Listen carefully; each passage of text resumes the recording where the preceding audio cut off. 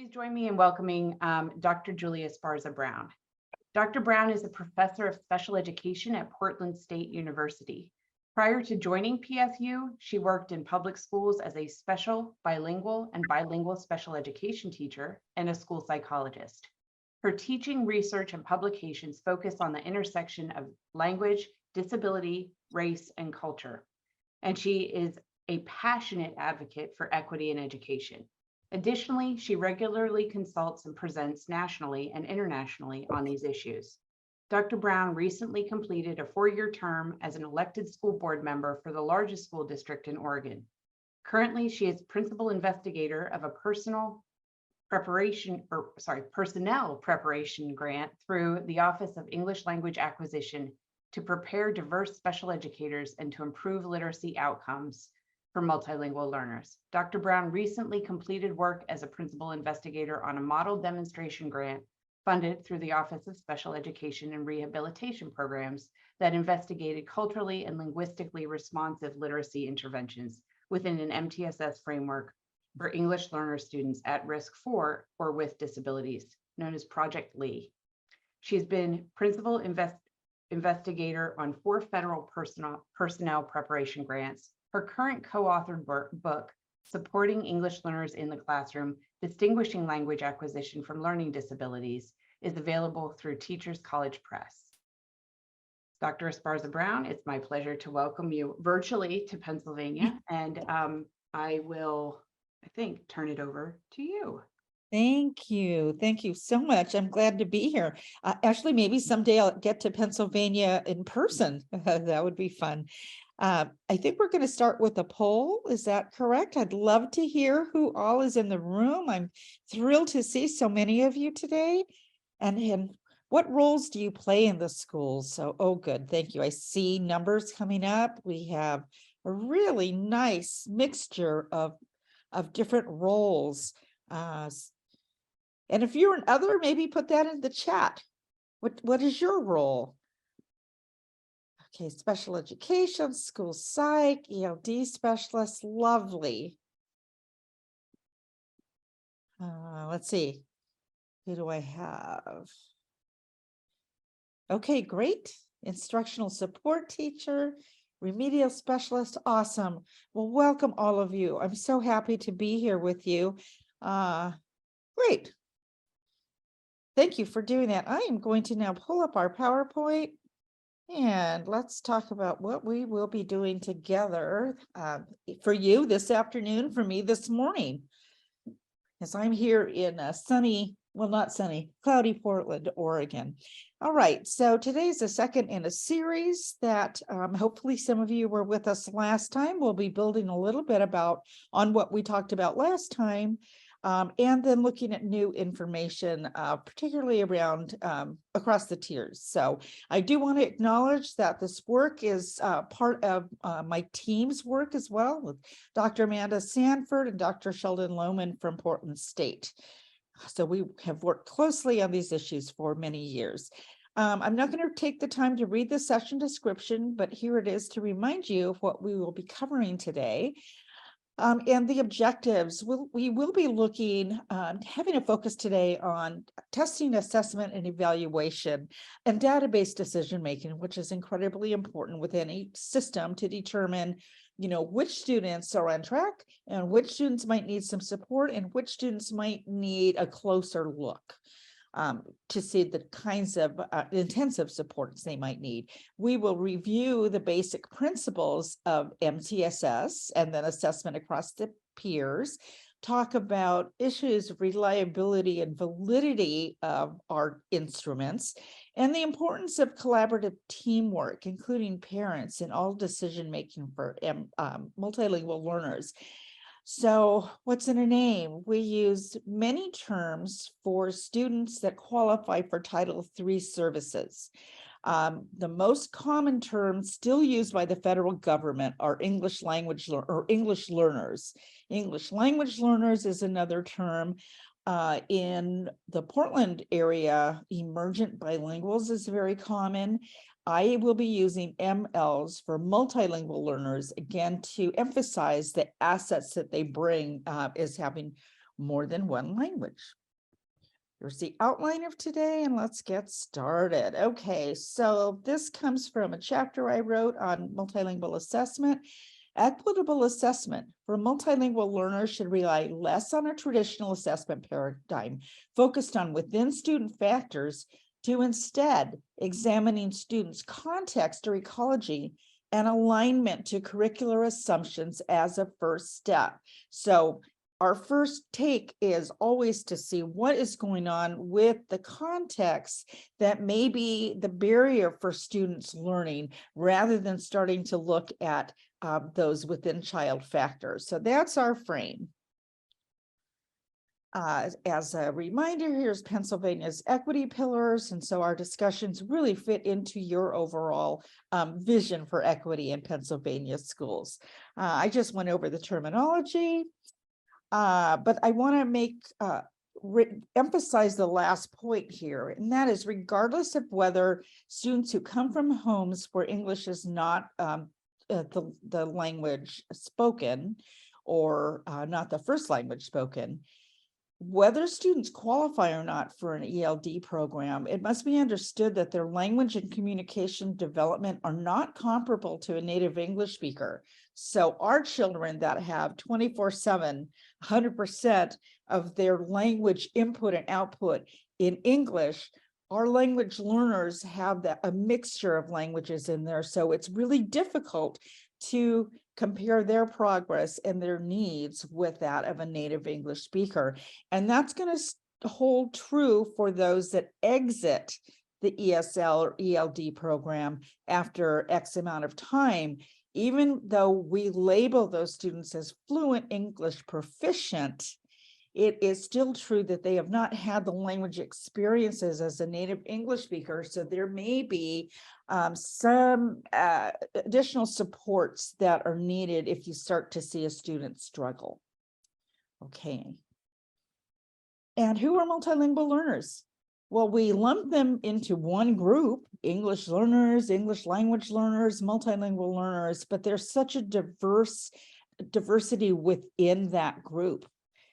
So there are recent immigrants and recent immigrants that come here from a variety of countries. And then there are those born in the United States. Some have minimal English skills, some have good English skills. And my phone's ringing. And then they have a variety of experiences in the home. So some students will hear 2 languages from birth, and maybe in equal amounts. Others will sometimes just hear the home language and use the home language until they enter school, whether that be preschool or kindergarten. And the interesting piece of data is that those that are born in the US are the ones that are showing the poorest academic outcomes. So we have to ask ourselves, why is that? So we're here today to talk about how we make sure that all students have the opportunity for great academic outcomes. Okay, so one issue that I've seen come up in schools that I do want to talk about is there are students who come from countries where Spanish is the national language. So often this is like our Central American students, or even from Mexico. And parents will write on the home language survey that their home language is Spanish, and not report that their home language may actually be an indigenous language, because even in their home countries, those indigenous languages might have less prestige. So it's really important to try to ascertain what the true language of the home is, particularly if a student starts struggling. It may be that that we are not aware of what their true home language is. And this will hold true more so in schools that have dual language programs. So if you are one of those schools that are fortunate enough to have two-way immersion or dual language program, this is something just to be aware of. Okay, so again, lack of knowledge of students' actual language backgrounds can result in a referral to special education. Whereas we really, if we understand their language backgrounds and the percentage of exposure that they've had to their varying languages, that could help guide the supports they need and help us be able to serve them best in general education settings. Okay. Along the way, I invite you to definitely pose questions in the chat. And I know that Kirsten will help us find those. Help remind me of what's in the chat so that I can answer them along the way. All right, so we're going to talk about culture.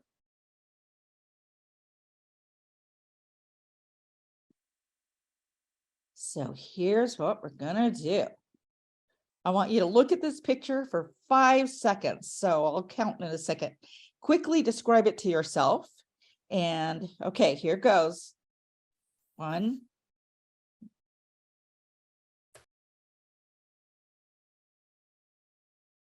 All right. Now in the chat, please describe what you saw.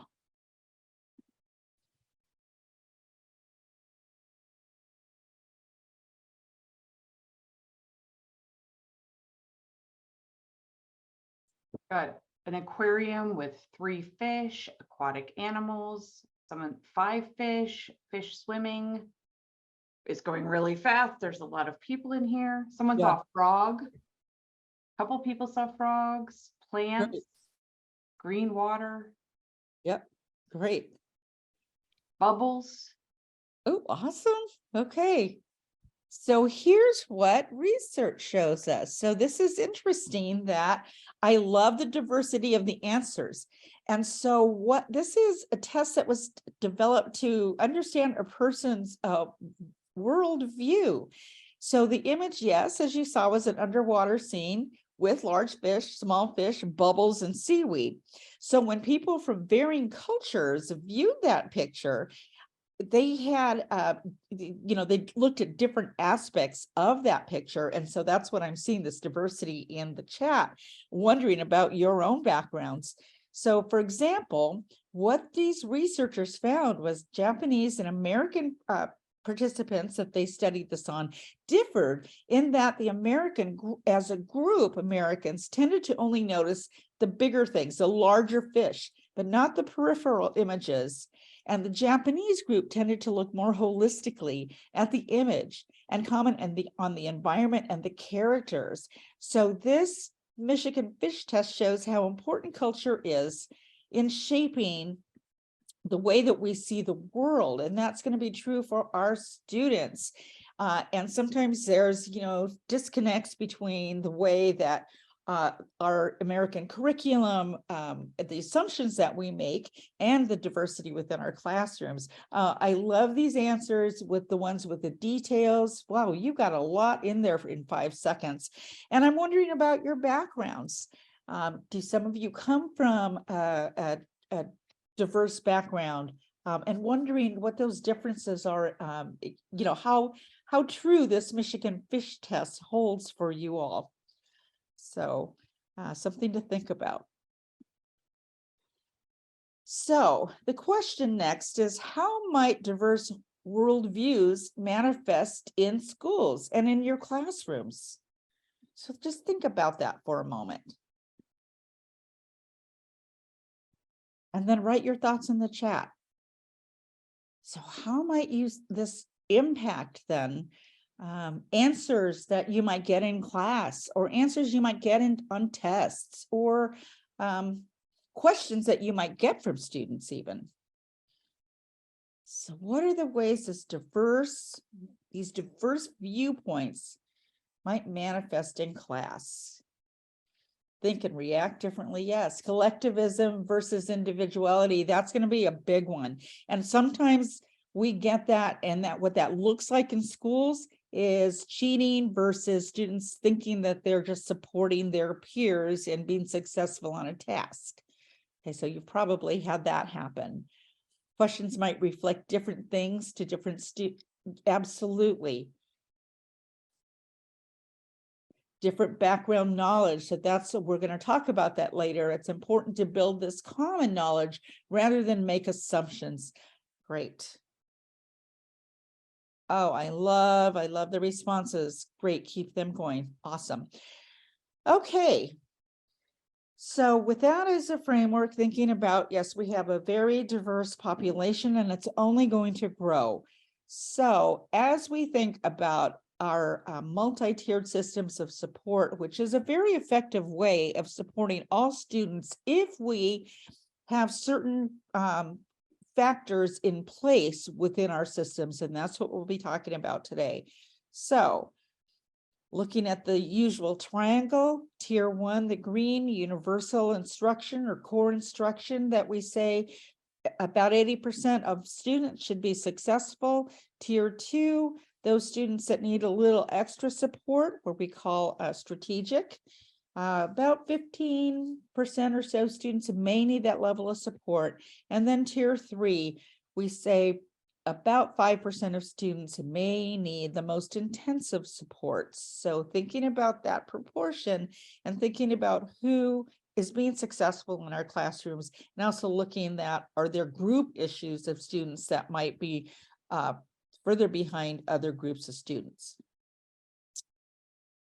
Okay, so here is another way of looking at this triangle. It's the way that my colleagues and I unpack MTSS. You'll see the same 3 tiers of support, but what we have here are vertical lines that represent the stages of oral language proficiency levels. And even though we have here stated oral language proficiency, we know that it's more than just oral language. We have to look across the domains of language, listening, speaking, reading, and writing, and that language instruction and supports have to thread across and through all tiers. So while students may get ESL services here in tier 1, those strategies should be used across all the tiers in order for students to really be able to access instruction. And remember, please post questions along the way if you have any. So this model is the model that we use within MTSS then to really ascertain which students need support, or sometimes it may be a systems issue. It's called the outcomes-driven model. We start here, identify the need for support. So we first examine student data, and this word is incredibly important, disaggregated student data. And we'll be talking about that along the way today and why that is so important. And then we validate the need for support. So we get an instructional leadership team together and we look at the data, and then we plan for those supports. So which students need interventions perhaps, or maybe small group instruction within the classroom, or maybe something within core needs to change. Then we come back together to evaluate that support and check on students' progress, evaluate the outcomes at the end of the year and see what we need to change. So it's really this iterative cycle of examining data, supporting the right students, monitoring their progress, and hoping that we see change. So the outcome-driven model was created by Kaminsky and colleagues several years ago, and it is really a model that's oriented for planning and evaluating the effectiveness of both core instruction and interventions. And the goal is to improve the number of students who reach their benchmarks. So let's look at what each of these areas means. So identify the need to support. So these are the questions that you would ask yourself there. Which students are in need of additional instructional support? And in which academic areas? How much support is needed? Like what's the intensity of the support? For English learners, the question must also include what kinds of linguistic supports are needed to access key literacy content. This will likely require collecting additional data on students' language proficiency levels and talking with the English language development specialists to identify appropriate supports. So what does this look like? It looks like an expanded team that you may not have worked with before. You do need to include people that have expertise in second language acquisition when you are trying to support English learners, because it's incredibly important to really understand their language levels and the kinds of support they might need. Okay, I see a question here. How can districts move toward getting schools to look at ISIL in addition to RIOT? I think through this process of having a culturally and linguistically responsive process, we look at those factors. And as a matter of fact, a little later in the presentation, I'll show you a free tool on our website that districts can use to really help address these issues of what instruction looks like. So great question. Okay, the next step then is validate the need for support. So that's bringing data. Screening and progress monitoring or diagnostic data is needed to really determine if the student requires additional support and what supports are needed. So support screening data with additional data to confirm support. So throughout all of this, we want to emphasize that one data point, will give us some information, but we really want to validate the need for support or the need not to have support with additional data. And that can be, informal classroom kinds of data, teachers' observations, classroom scores on projects or tests or assignments. For English learners, I'll keep saying this, including knowledge of their linguistic performance is essential at this stage to ensure the right kinds of support are provided. So it's not business as usual when students are English learners and demonstrating they need support. The next step, plan and implement instructional supports. So what does this mean? So we use the data collected when identifying and validating that need for support, and other data could be a phonics screener, and including that language proficiency data. This is going to guide instructional planning. So this data can be used then to place students appropriately in intervention program on those targeted missing skills. Research also shows that interventions can be effective when you include two skills. So you can combine like perhaps phonics skills and comprehension skills, but not targeting too many skills within one intervention. Now, for English learners, everything has to be about comprehension. So what we often see are I'll use quotes, we call them word callers, because our English learners often will be taught kind of the technical aspects of reading, the decoding aspect, but not have any idea what they're reading. We have to get past that. Everything we do is about comprehension. Okay, so what type of data should be collected in an ongoing basis beyond the yearly WIDA access test? You can do informal language sampling, even some quick writing samples and monitoring, words written. What type of assessments do you recommend for ELs and a universal screener?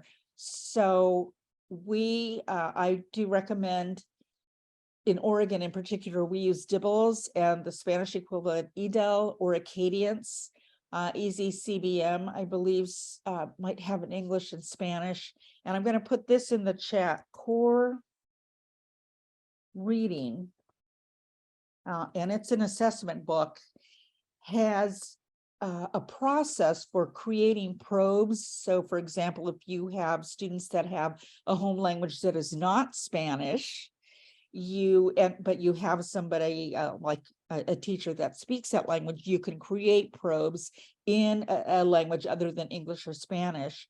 using their guidelines. So I know it's really difficult to have tools only really available in English and Spanish, but 80% of our English learners continue to come from Spanish-speaking homes. So again, I recommend looking at the core books for the instructions on creating probes that could be helpful to you. So hopefully that answered some of your questions there. Okay. Next one, evaluating support and then modifying that support. So once you intervene, again, you are gauging the effect of those interventions. You progress monitor at appropriate intervals. For some kids, that might mean monthly. For some kids, it might mean weekly. So it really depends on kind of your intensity of support. And if the students are not on track, either you intensify the interventions or you might try different interventions. Are those targets the appropriate skills? Do they need to be taught in a different way? So what you don't do is accept lack of progress over long term. Okay, so I see a question, recommended intervention programs curriculum. So I recommend, basically what I will say is 90% of the intervention programs that we find used in schools, and perhaps those scripted programs, are not researched on English learners.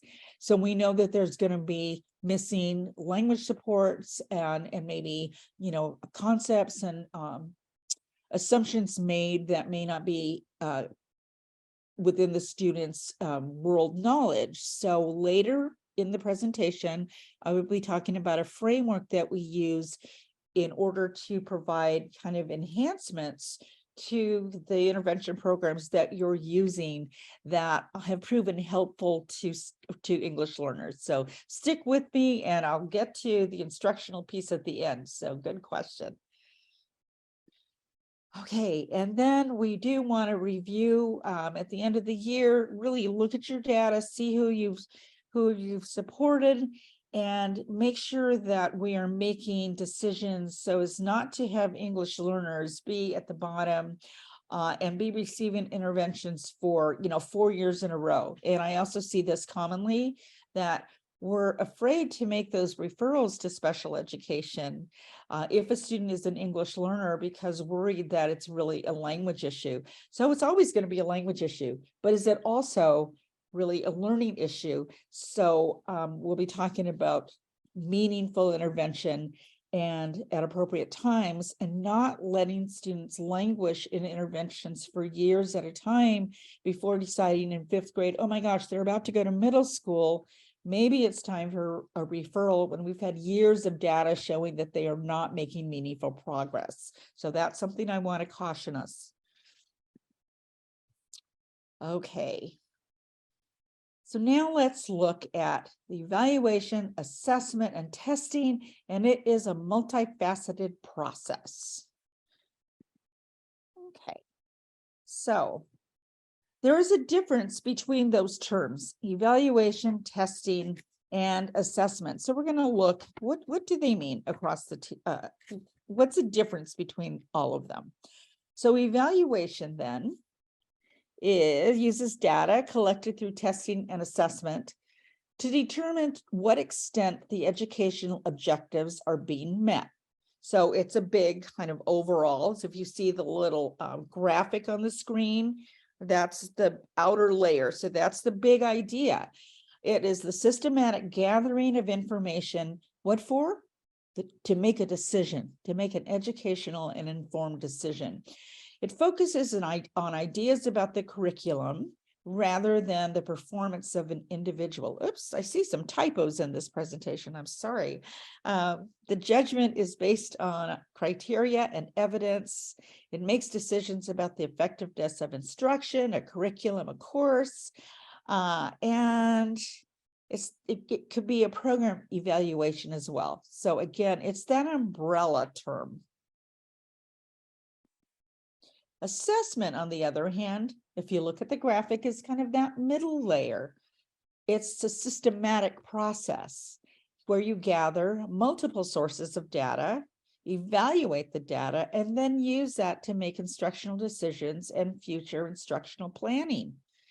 It allows us to form an idea of what a student knows. So it's really concerned about student performance. We look at the individual student and determine how they are faring in comparison to benchmarks and in comparison to their groups. And we'll talk more about their true peer groups in a moment. So this may include testing as a tool. And again, it's concerned with student performance. Then as we drill down, moving towards the middle, we get to testing. And so testing is very specific in that we administer a predetermined set of questions or tasks to get a score, right? So it's a tool, a technique, or a method that measures student knowledge or their ability to complete a task. It's a form of assessment, and it must meet basic requirements such as validity and reliability. And sometimes those have been an issue in our instruments. Sometimes they are an issue in our instruments for English learners. Okay, so that's the difference between those terms. And again, the graphic, I think, gives you a good idea of how we drill down to really looking at the individual student, and we get scores at the very end of these processes. So within MTSS, we use them all. These are all foundational to MTSS because a multi-tiered system of support is not just looking at individual student needs, but we're also looking at the health of a system, and we're looking at the progress of groups. So it's a really fantastic system when we disaggregate the data, and I'll be showing you how we do that in order to determine where some root causes may be when we see students that are not making the progress that we expect. Okay, so what are the issues in assessment? How are y'all doing? I talk fast. Let's see, any other questions? So far, looks good. Okay. Moving on, issues in the assessments. Checking on the time. Oh, we're doing really well. Okay, fair and equitable assessment. What does that mean? As I said, you've all heard of, the assessments are biased. How do we get a fair assessment? Well, yes, assessments are biased, but the part where the bias truly occurs is in the scores and how we interpret the scores. So in order to make to compare to a fair normative population, that's the key. And we haven't gotten there in the testing industry yet, but there are a couple of instruments on the market that have stratified the norm samples so that English learners that are low in English proficiency are compared to other English learners at those similar stages. So that one test I know about is called the PVAT. It's the blah, blah. What is it called? It's a vocabulary test written by Sam Ortiz, but it is only a vocabulary test. So it just gives you, it's very narrow in what it measures, but it is really the first test of its kind that is trying to make more appropriate norm samples. So what to know about tests is that they must be reliable. And that is that they have to give consistent results. So for example, if we weighed a 5-pound bag of sugar or flour, we would expect next time, and if we haven't opened it, that it would weigh the same, right? So that it gives, that is reliable. The scale is reliable. The biggest issue comes in with validity. Does this test actually measure the constructs it purports to measure?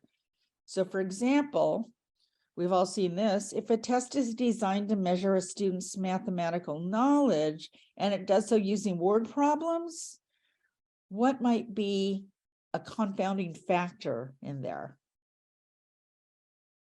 The language, especially for language learners, right? So, so that's where the really issue comes in with language learners. A test is generally reliable, but can lack validity because oftentimes our standardized tests turn really into language tests for our students. What is their language proficiency? That's really what many tests are showing us. So we have to use data, help that data, support that data with multiple data sources, and then look deeper into some of the answers that students are giving us to really figure out their knowledge base. So, and I'll be giving you some examples of that in a bit here.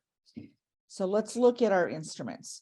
Screening then is used at the beginning of the year and generally 3 times a year to see how students fare. So basically to take a look at a student population to see who may need additional supports. Screening tools are brief, reliable, and valid assessments to support educators with identifying those students who might need support, right? Or be at risk for specific academic difficulties, but they don't represent a student's ability.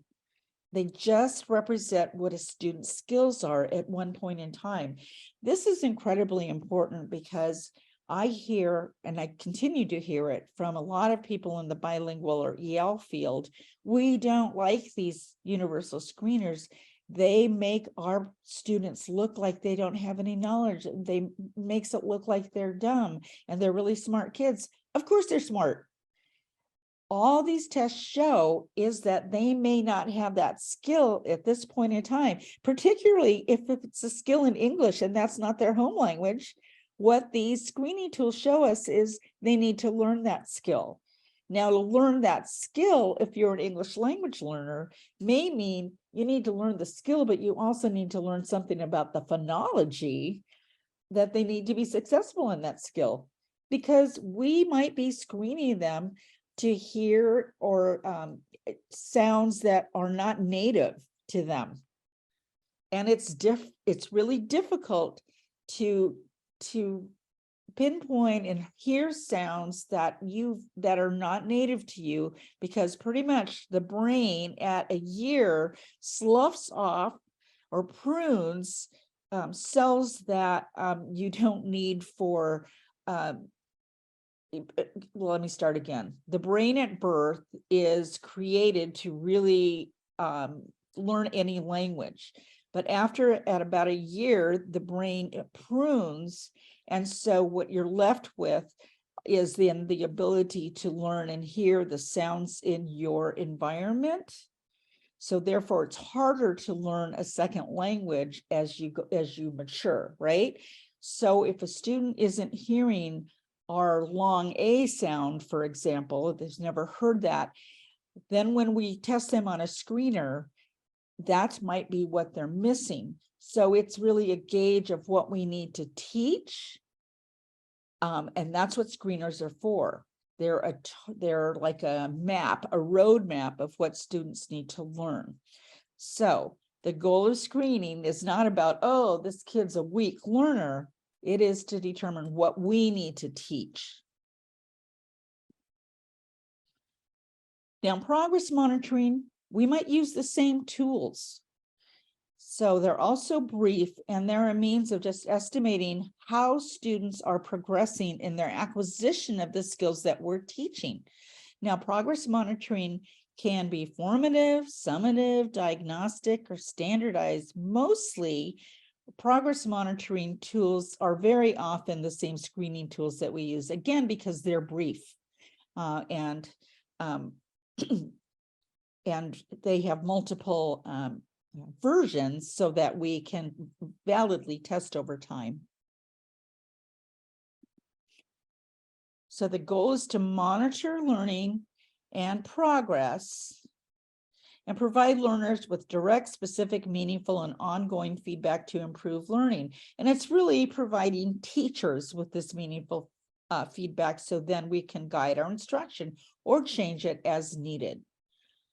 Okay. It's a good language on this. Okay, verbal bilingual abilities test. Okay, great. All right, so go back. So here's then a visual of screening and progress monitoring tools, what they do, and that they are both brief, technically sound, and the strategic use of data. And I must apologize, I'm seeing a lot of typos in here. I thought I went through it pretty well, but so I'll tell you a little story of why I'm having trouble here. So I recently switched out from hard contact lenses to soft contact lenses, and I ordered them about a month ago. And it turns out one of the supply chain issues is with contact lenses. So now they won't come for another month, and I can't see very well a screen with my glasses. So doing my best, bear with me, and that explains these typos. So you can't believe the supply chain and where it's really impacting everything. So thank you. All right, so let's talk about tier 1. Here you see my upside down triangle. And the reason is I really want to emphasize that tier 1 has to be, we really have to be concerned about all students, right? And so the goals are noble in tier 1 because it's a strong commitment to all students. But sometimes we ask, well, what does that mean? How do we make sure that we're providing quality instruction for English learners? And we'll be talking about what that looks like. So then here's the small group interventions and the intensive interventions, but we really need to focus on tier 1. You cannot intervene your way out of a tier 1 problem. That's important. So who are the 20% of students who need additional supports? Think about that. Think about your classroom. Who do you see? Are there any groups of students you see at the bottom of your progress or your universal screening? Do they have any common characteristics? Okay, keep that in mind. And what does that mean that you cannot intervene your way out of a tier 1 problem? Any thoughts? You can put them in the chat.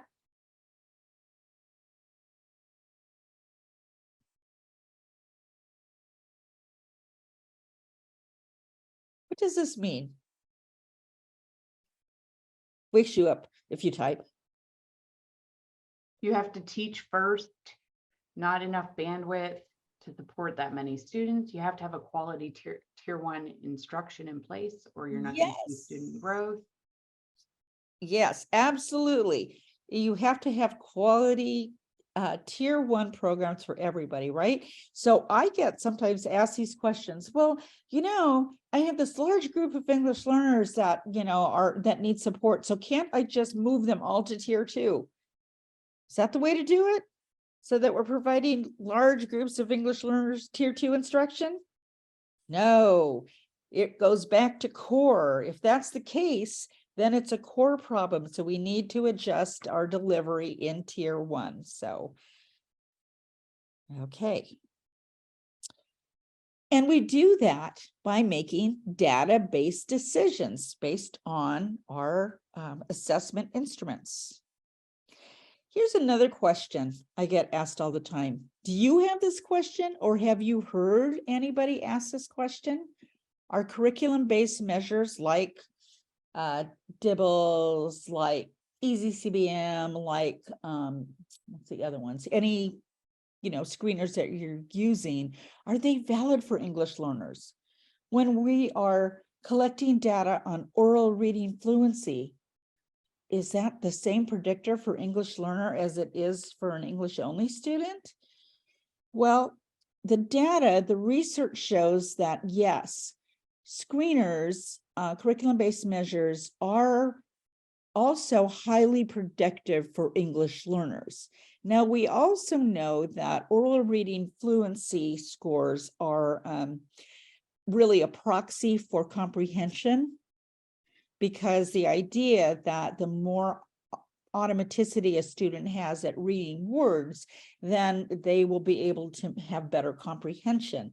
For English learners, we still do find that they tend to do better with decoding, and that does not always equate to good comprehension because of language issues there. So for the most part, though, research is showing that curriculum-based measures are valid for English learners, multilingual learners, and that's really important to know. So feel good about using those same measures, but remember again that all reading needs to target comprehension for English learners and attend to their language needs. All right.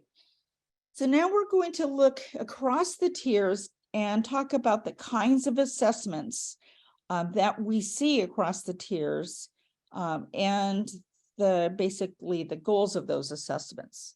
So in tier 1, we've talked about universal screening tools, and those are also called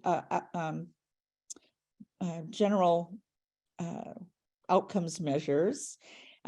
Grade level teams will do this kind of assessment. We use curriculum-based measures, and language and other proficiency tests about language are used in tier 1. So we really have to have data on how our students are doing in their language growth. And the WIDA yearly assessment scores don't really give us that much data. Now, if you're going to ask me, what do we use for screening language proficiency? I'm going to unfortunately tell you there isn't a tool out that we can use nationally. So we're working on developing those kind of measures, but informal language samples are probably your best bet at this point. So these are the kind of questions that screening tools answer.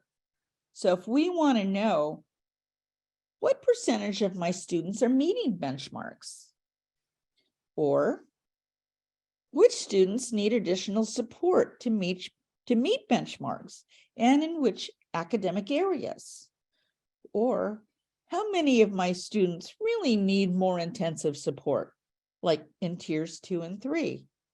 To answer those questions, then, we use the tools that we just saw: curriculum-based measures. State assessment tests can give you some data also. Those yearly WIDA tests can give you some data.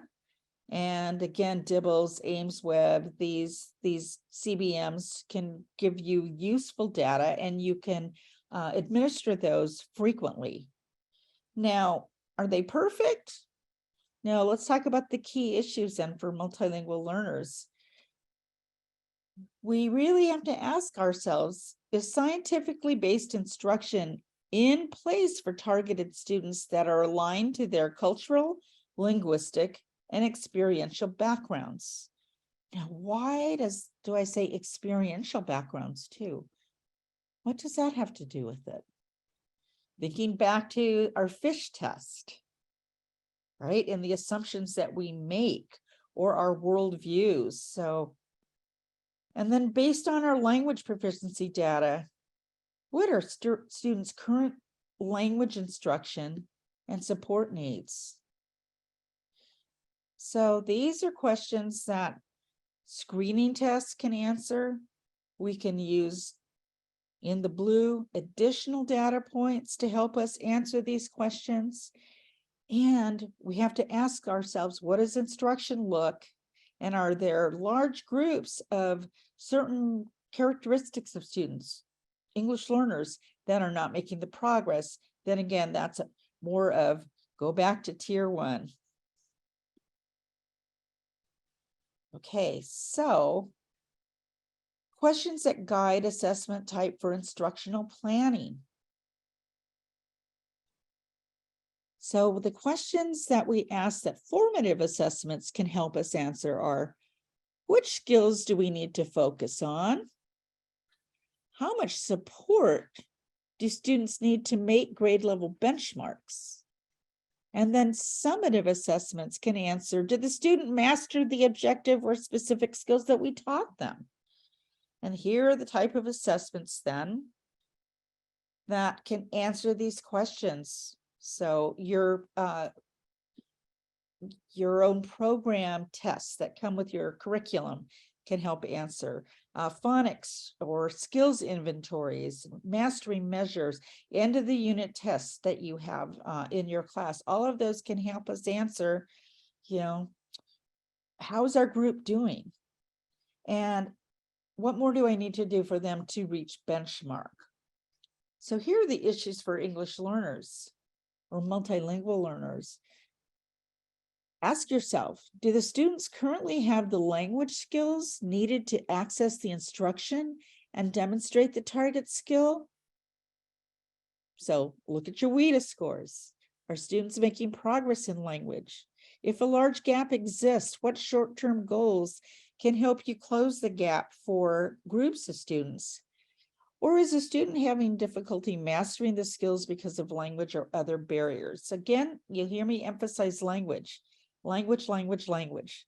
And you'll see a slide that I have coming up from one of my partner principals, where she said, you can't learn language in 30 to 60 minutes a day. And that is so true. So the reason you'll hear throughout this presentation, my emphasis on language is that we all need to be language teachers all day long across the content. And this includes, PE teachers, art teachers, music teachers. We all need to teach language. Okay, so that was tier 1. Let me see what the chat looks like. How are we doing? What listening comprehension tool do you use for Ames Web? I'm not as familiar with Ames Web. No, listening comprehension is an excellent question there, because listening comprehension is also really a precursor to developing reading skills for everybody, but particularly an English learner. So yeah, focusing on listening comprehension, particularly in the early grades, is great. But I have to think about that for an assessment. I don't have one off the top of my head. Great. Yes, students, all students do benefit from explicit systematic instruction in reading and in language, and we will talk about that a little later. Great comments. Question got lost in the chat. Thoughts about Lucy Calkins and Tier 1 core instruction? Well, I am a researcher.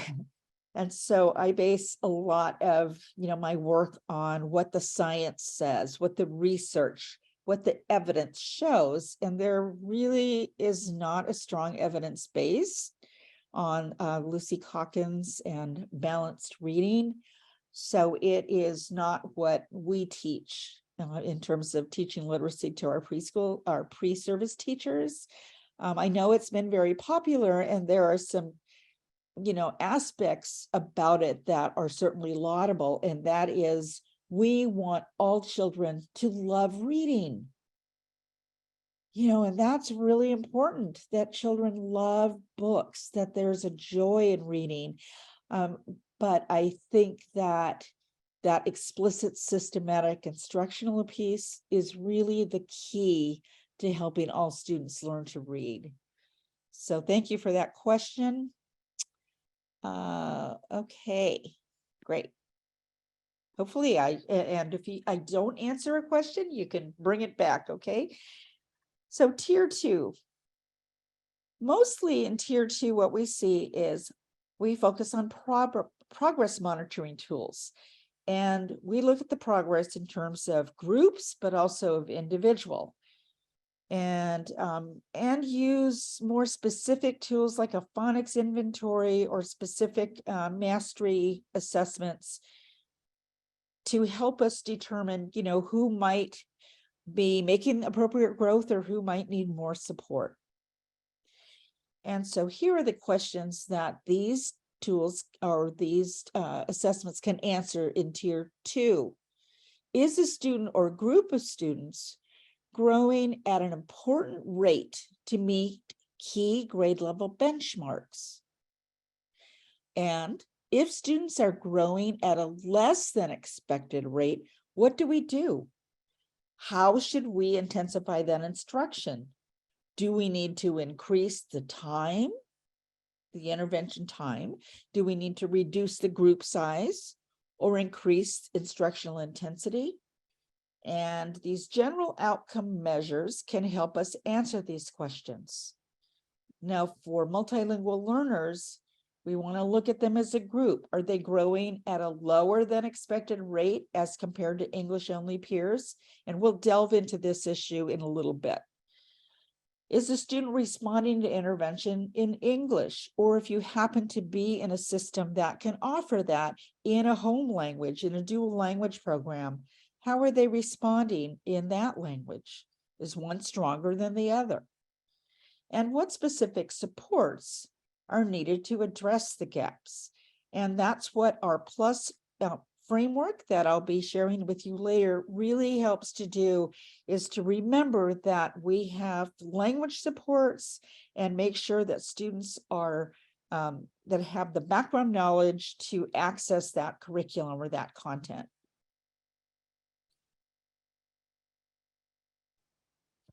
And in tier 3, these are the students that we're most worried about. We've gone through the tiers, we've collected data, we've put interventions in place over time, not 4 years, but over adequate time. And we're not seeing the progress that we had anticipated. So we want to take a closer look, a deeper dive into looking at the data for these students to see what is happening with them. Why aren't they benefiting from our great instruction? So in tier 3, we continue to use progress monitoring data. And again, it's likely at this point weekly, taking a close look at that progress weekly. Now, at this point, we might also look at diagnostic data, really drilling down to look at those individual skills. And these might be like a standardized assessment to help us pinpoint try to pinpoint roots of the problems.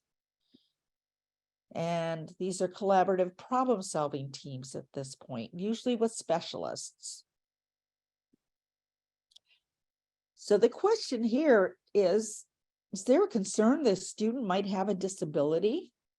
When we get to tier 3, we're often asking that question. Now, it doesn't mean that all tier 3 students are then referred to special education. Some might just have an intensive instructional need for a variety of issues that can be resolved, and then they move back to general education. But some might indeed be referred and then placed into special education.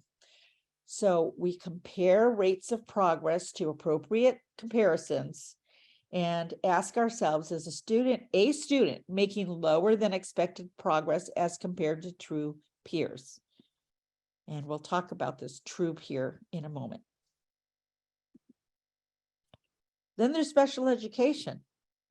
In special education, then, we do use those diagnostic standardized assessments, and we take a developmental history. But I'll tell you, this developmental history piece, when there's a concern, we really should be looking more deeply into that aspect earlier on. And here's a story of why. This was a pretty significant story of waiting too long. I had a student, and I might have told you this story if you were in the last webinar, who came to us from Vietnam. He'd been in refugee camps and began school in Los Angeles in a Vietnamese dual language program. Didn't make a lot of progress, moved to the Pacific Northwest in English only programs, and for years had been a source of concern for his teachers. Lack of progress. So finally, as a high schooler, I was on the evaluation team. We got a special ed referral for him. And as we were working through instruments, I was using a Vietnamese interpreter who said to me, his Vietnamese, we gave him standardized assessments in English because that's all we had, but we used interpreters. She said his Vietnamese doesn't sound typical for the area that he's from. So we went to talk to the parents for the first time, who said, oh yeah, he didn't start speaking Vietnamese until he was 4. And nobody understands him except his immediate family. We have to interpret for friends and relatives because they can't understand what he says. So that's a big red flag for language impairment, right? Had somebody asked the parents years earlier, then he would have had services and remediation. So asking about this developmental history, particularly for English learners early in the process, is what I recommend. It needs to happen here, but it should happen earlier. All right, and these assessments then ask us, again, making appropriate comparisons, and do they qualify for special education?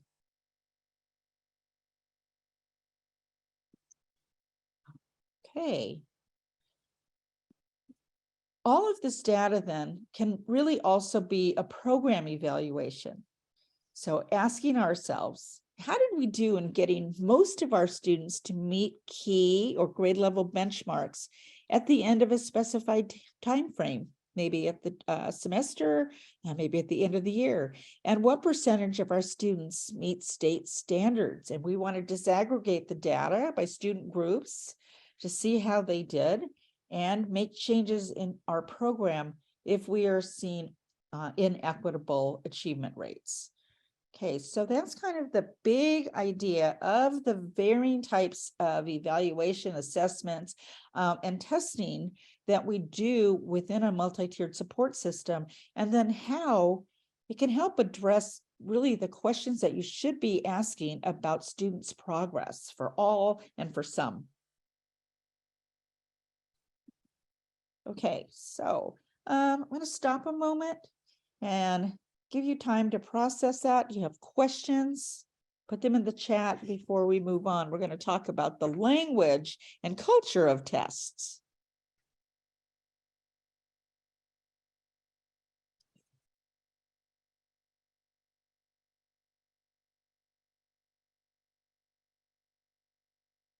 Okay, I see a question. I'll start at the first one I see.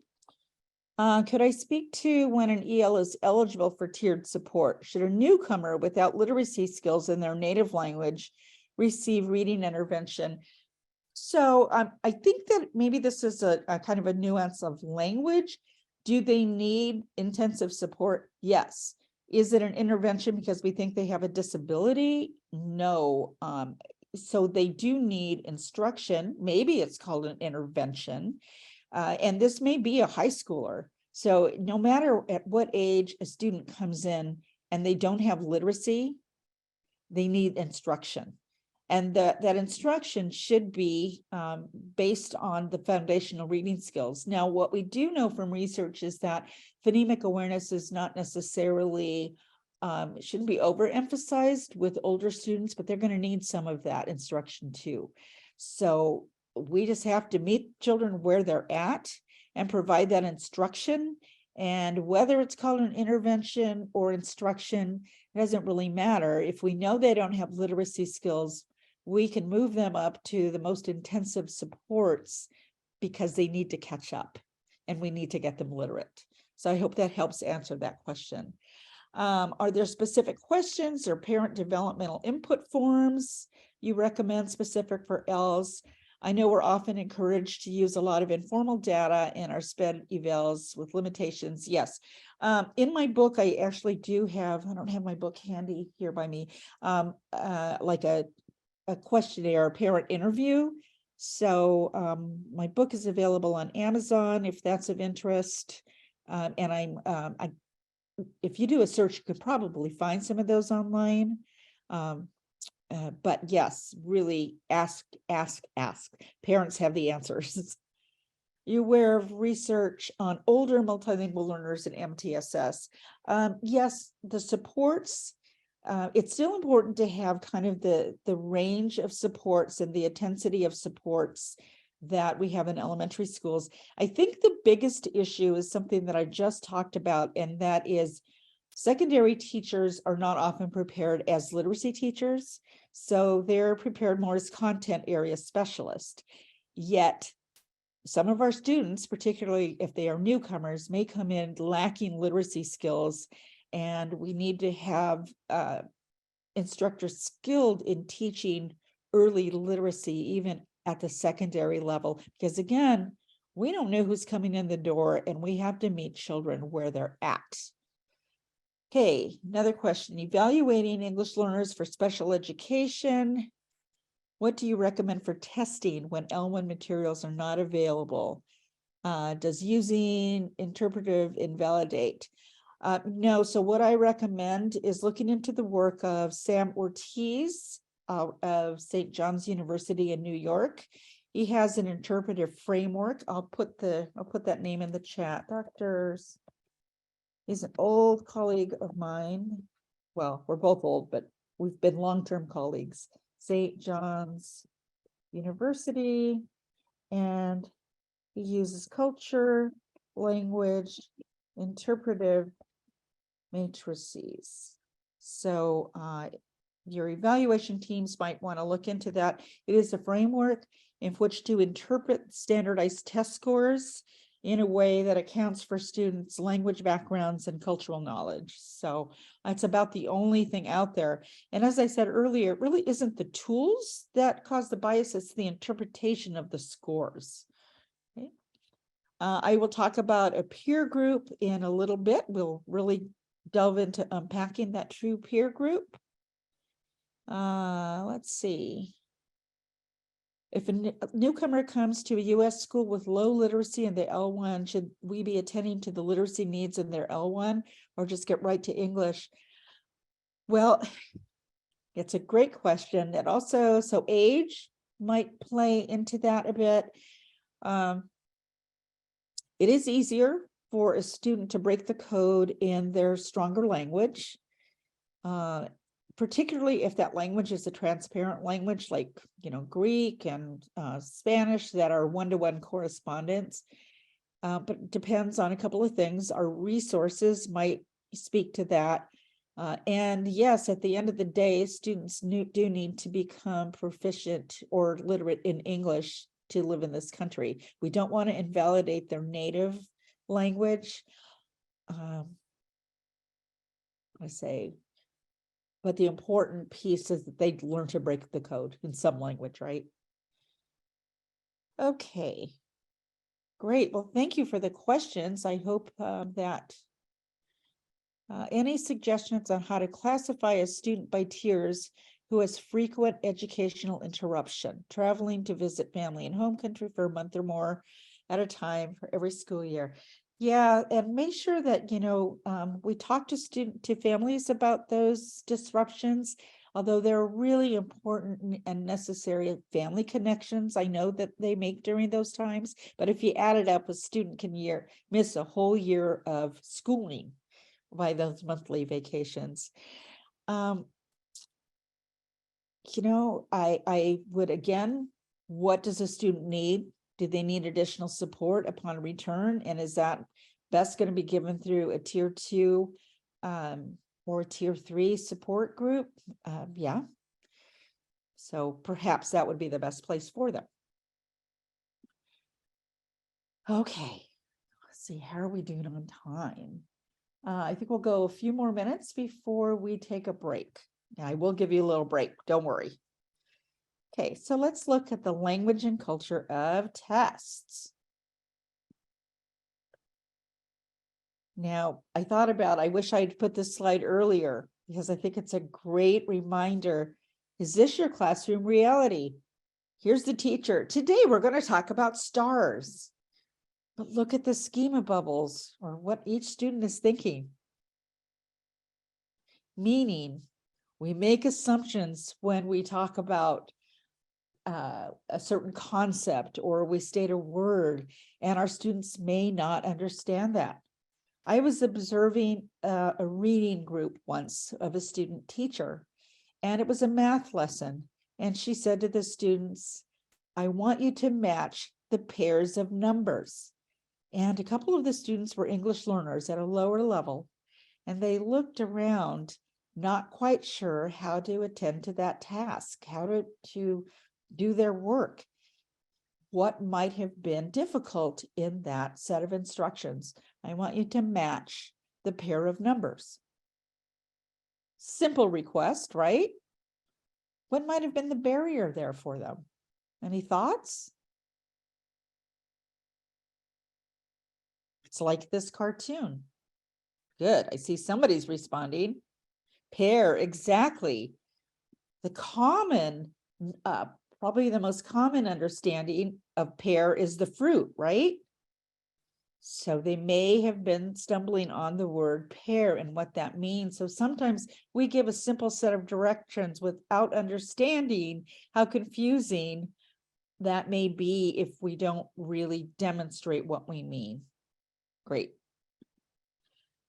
So kids need to learn the language of everything, right? Within schools, look at, we have the language of math, the language of music, the language of social studies, in particular vocabulary and language structures and question structures that go along with all of these. So it's a big task. And that's why we say students don't learn language in 30 minutes to 60 minutes a day when they go to ESL. It has to be included throughout the day and throughout every content area and in every situation. And so now we're going to really be looking at the language of tests. Language of tests, what does that mean? And as a reminder, when we talk about language, we're talking about listening, speaking, reading, and writing, and that we should be really teaching to all of those. It's not just about oral language, but oral language is important. So one acronym that a colleague recently told me about, so I thought I'd include it here, is think of swirl. So these are the components that should be taught throughout lessons: speaking, writing, interaction, reading, and listening. And remember, before you write, first talk. And this is especially true for English learners. So we want to give them opportunities for that oral language first before we have them talking. All right.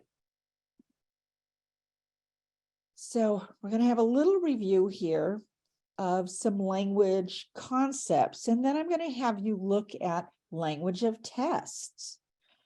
So forms and function. So this goes back to some work by Halliday back in the 60s that has really been re-emphasized recently in terms of what and how to teach of language for our students. So we consider these two concepts: forms or functions, which is the purpose. So why are we using language? So what's the goal of our communicative interaction? What's the purpose of our communication? And the forms or the features, so we call them forms and features, or are the structures of language, such as the type of vocabulary that will support the functions, or the syntax, again, the type of sentence structures and words that we use. So students need to learn the purpose of language and then the appropriate language structures to then accomplish that purpose. So again, function are language expectations, and the forms and features help them carry out those purposes. So here's an example of some of the most common functions that we use in school. We ask students to express their needs and likes, to describe, or describe spatial and temporal relations. I have that on there twice, I noticed, or describe actions. And so over here are examples of the forms of language that students would need to then to be able to use this function of language. And there's a lot online about these, but again, you'll see if you're teaching a reading lesson or a social studies lesson, understanding what kind of communication you're asking of the student and providing them then with scaffolds is how students learn language. And the proficiency levels descriptors are from your WIDA standards. And that's what your state uses. Our state does not use WIDA. We're one of the few states that doesn't. Here's an example of the WIDA standards. These will also help you understand across the proficiency levels what your students can be expected to do at the varying language levels. Now, if we have a student that's on the lower language side and we are expecting them without scaffolds to accomplish something that they would need more language for, we can't say that they have a disability because they can't accomplish something that they don't have their own language supports for. Okay, so effective practices for language learners are to think about the principles of universal design for learning, and that's using pictures, gestures, so really making it interactive. And again, when we look at our PLUS framework a little later, this will all come together at providing a scaffold then for your instruction. So here's my slide finally. And it's a good reminder, though, no one learns language in 30 to 60 minutes a day. If nothing else, and you remember that, that's critical. Okay, so let's go back then to what our original topic was here, was language of tests. So we know that there are language registers when we think of students learning language. And we basically talk about two registers of language, and that is social language, which students acquire pretty quickly, even if they come with no English skills. They learn to talk to their peers on the playground and ask to go to the bathroom or ask to get a drink of water.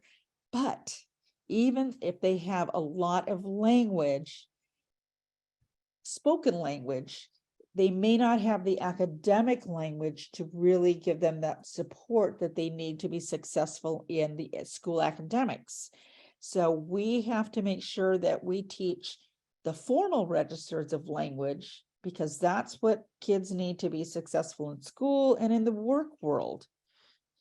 So a child's sociocultural context impacts their language development due to the exposure of each language, right? And we have to remember that maintaining their home language is incredibly important as well. And we have to honor if they come in with a language like even non-standard English, that if that's the language of their community, it is the language that they, it's still a language for us not to, we want to try to help them maintain that language and be able to kind of code switch when they use the formal register in formal situations, and when it's, you know, you use an informal register with your peers in your community.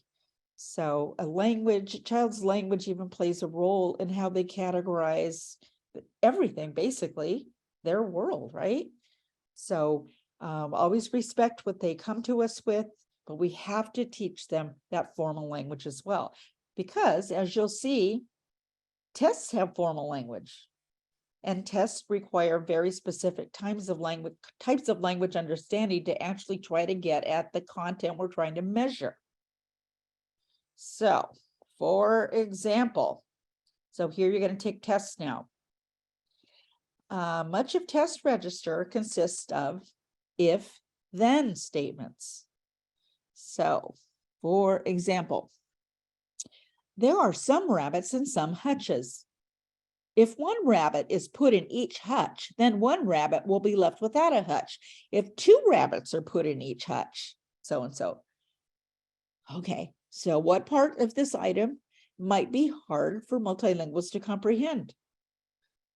Write that in the chat. Gives you something to do here.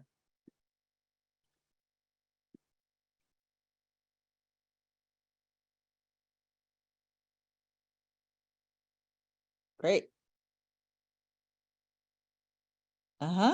Quantity concepts and vocabulary. What is a hutch? Exactly. So the student might actually understand the process that this is really getting to, but one word here can then have them fail this item, right? So, and this is going to happen all the time. It's really hard to prepare. I don't know how we prepare to teach students all vocabulary, but again, if you are analyzing test results, rather than just looking for wrong answers, also try to drill down a little more. What about the problem itself, or what's being asked and the language used that might be the problem? And then can you construct that item using understandable language? So could you reconstruct to get to the same concept using different language? I'm sure you could. So again, I want you to think about looking for deeper into wrong answers, and you'll get a better gauge of what students actually know. Okay. Yes, multiple forms of assessment are critical. Okay. You're still wearing your testing hat. Okay, so here's another one. A certain reference file contains approximately 6 billion facts. About how many millions is that? Here. So what is the student being asked to identify? And what words might be difficult for English learners? But here's your task. How could you revise this question to make the language less confusing? And remember that less language is not necessarily the goal, but less complex language use. So see how you do.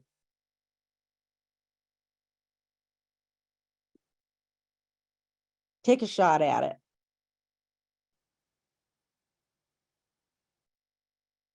I'm watching the chat.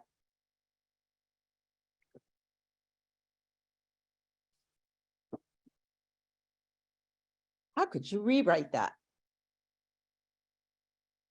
Okay. Good, I see some simple questions. How many millions are there in 6 billion? How many million? Yeah. How many millions equals 6 billions? Convert or change 6 billion into millions. Okay. Well, thank you all of you for those of you that took a shot. Good, I'm glad to see you're with me here. Now, here's an example of how it was rewritten. Mark's company sold 6 billion pencils. About how many is that? How many million is that? Because if we go back here, a certain reference file contains. So what's a reference file? I'm not even sure what a reference file here they're meaning. So again, look at errors that students make. Is it the concept they don't understand, or is it the language that is confusing? Okay. And here is a science question. Bacteria and laboratory animals are sometimes used by scientists as model organisms when researching cures for human diseases such as cancer. Describe one possible advantage and one possible disadvantage of using bacteria as models to help find cures for human diseases. Now you're taking a NAEP test. Okay, see what you come up with right in the chat. I think about the same 4 or 5 people are responding, so I appreciate you.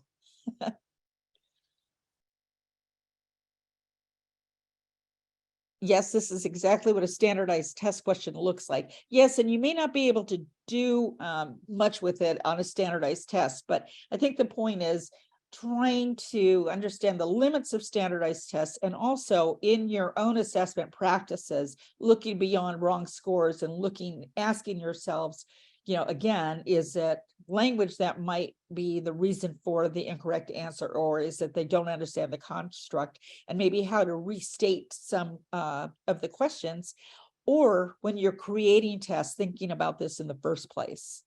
Tell me one good idea and one bad idea of using bacteria to help find cures. Yeah, there are many concepts to deal with. Language can be changed to the language the child is more familiar with, negative, positive. Yes, understanding the language levels of students, great. Okay, great. So let me show you the next slide.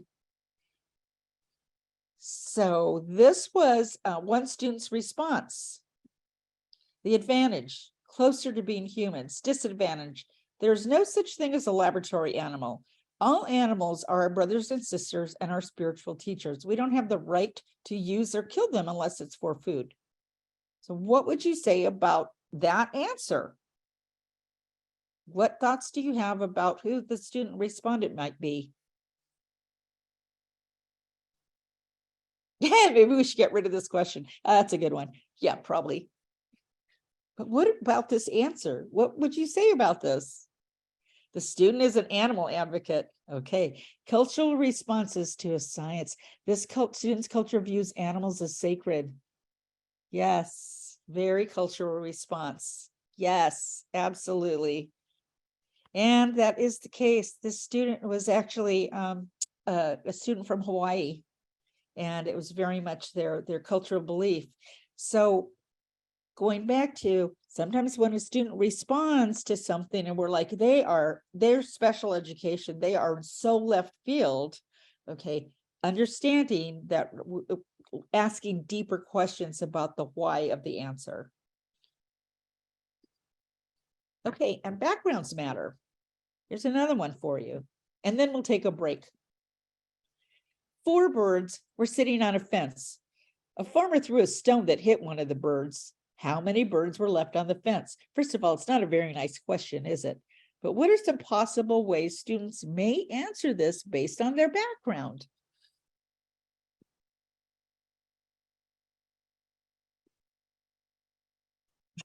I know it. The test designer needs to be fired angry. Let's see, I saw something. Did the bird, they all flew away. We don't know if the bird fell off when hit. 0, the rest are going to fly away. Ah, beautiful. Okay. Well, do you all come from farming backgrounds? Because I love this.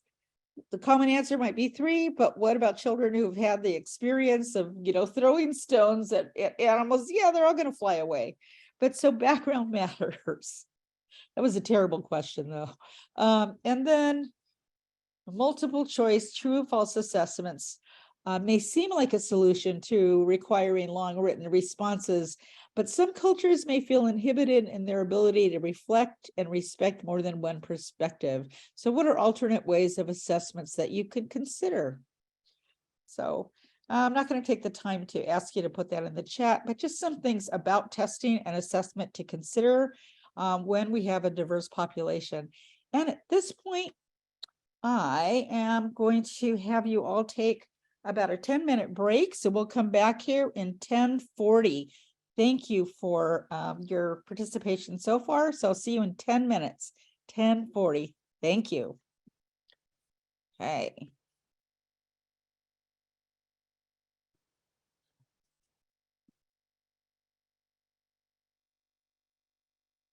You were able to. Thank you. Hi, welcome back. I hope you were all able to take a little stretch break and maybe get some fresh air.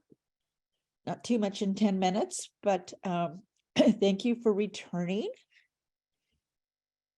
Okay, so we were looking at assessments and kind of just to finish these thoughts.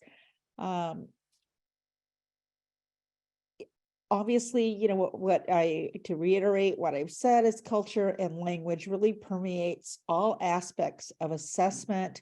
There's a lot of assumptions made in assessments about world background knowledge and language use. So really try to understand the backgrounds of your students and how that may be manifesting in some of the answers. So if you are in the business of constructing tests, again, how do you make them accessible to all students? And it's not necessarily, as I said earlier, less language, but it's really in the format of the language, the construction of sentences, the way questions are posed that could cause the barriers. Okay.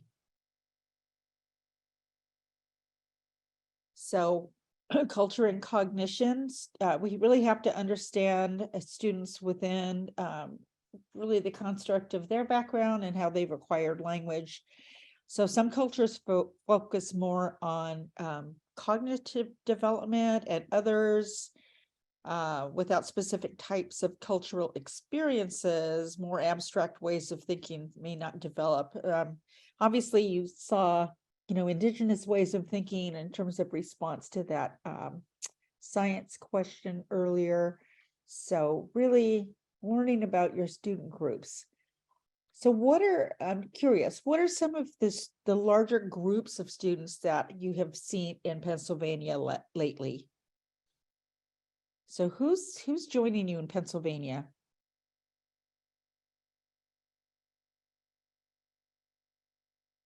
Maybe your new immigrant groups, students from Mexico, Haitian, Guatemala, Nepali, Afghans, Ukrainian, well, all over Brazil, Portuguese, okay. Russian population. So interesting. We have a district here in Oregon called Woodburn School District that has had for many years a Russian dual language program. So if you need resources for Russian speakers, and they're really hard to find, Woodburn School District. It's interesting, as a district, they school holidays will follow the Russian Orthodox calendar, and then also they have a large group of Spanish speakers, so they really respond to their community. Interesting. Okay, so you really have a very diverse school population. So hopefully some of this will resonate as you're meeting new students, as you're learning about their backgrounds and their languages. And remember, just because the child is not proficient in English does not mean that they cannot think in complex ways. So for me, one of what this looks like is students that have very little English and they come into a classroom, we can still teach them and ask them to show what they are learning in ways that don't require language. So there should never be a student that's sitting in the corner drawing pictures, right? So they can, in terms of that's drawing pictures that aren't relevant to the instruction, that is. So we can ask them yes, no questions. We can ask them to draw their answers, to point to their answers. But we want students responding to instruction that we have scaffolded for them, because no child should just be left behind not having access to content. And I still see that in our some classrooms. But I know not in your classrooms, because you're here today to learn more about the students that you serve. So that is a big statement, because there's a lot of hours here and you're doing a lot of listening. So thank you for being here. That's truly a testament to your commitment, and I appreciate that. Okay, so how do we reduce barriers? So ask yourselves, what do the students know about the targeted content? You may not know that, but think about, what makes sense. Would they know about snow if they come from Central America? Maybe, it depends where they're from, right?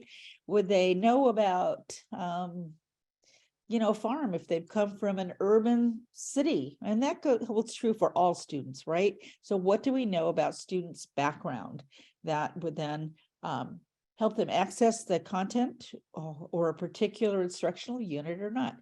What about their level of language development? And the WIDA standards, like the slide I showed you earlier, that shows at the kindergarten level across the language proficiency levels, how students' language develops. Those are available, but I'm not quite sure where in Pennsylvania. So I'm going to ask Kirsten and team and Maria, where can participants locate information such as the can-do indicators for Maria? Yeah. Site, we also provide them on all of our resources as well. So do you want to put the WIDA website in the We chat? can do that right now. Yep. Great. So So the WIDA website has just tons on language, and they will have information, across the grades and across the proficiency levels that could also be helpful to you. Okay, so are there components in our instruction, our assessments that will act as barriers to their learning? Again, background knowledge and language. How else might I be able to communicate content with them? Is it just orally, or can I use video? Can I use pictures? Can I use literature? What are other ways that I might be able to communicate concepts in a way that all can learn without changing the rigor or the cognitive complexity of the content? Okay, so you can make a little handout of just these questions and keep it on your desk. See a few things in the chat.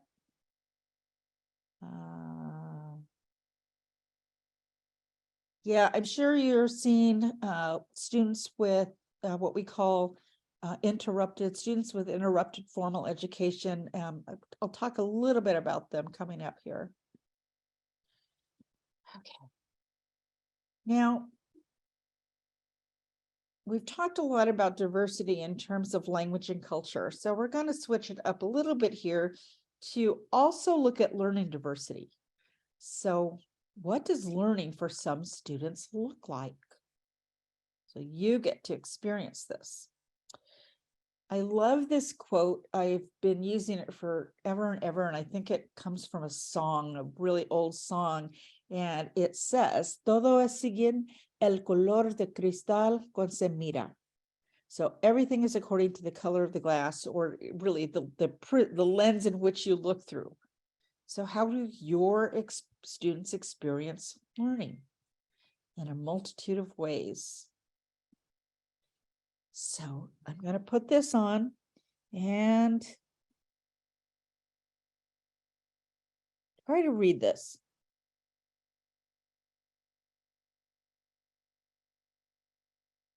What does it say? Julie, we're just still seeing the same screen. Okay. Sorry. No, thank you for telling me. I should have asked. Okay, how about this? Are you seeing a different screen now? Yes, we are. Okay, take a look. Is this easy to read?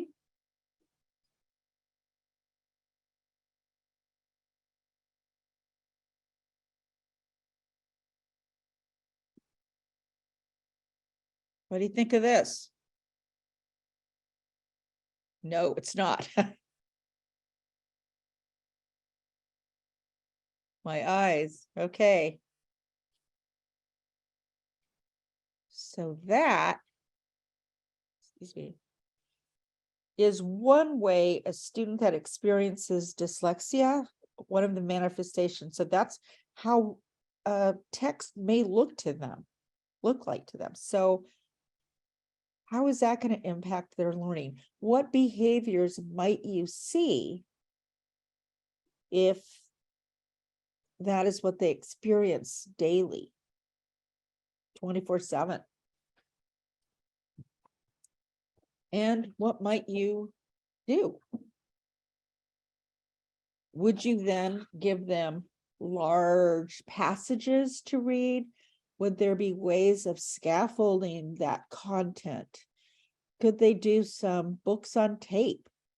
And then thinking across, would there be other students that the accommodations that you might provide to a student with dyslexia, would it help students that don't have a dyslexia, but they might have other types of barriers?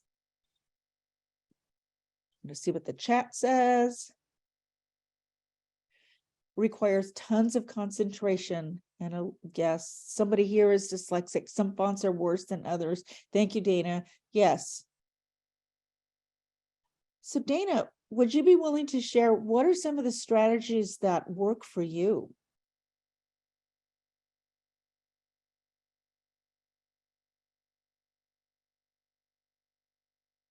So some fonts are worse.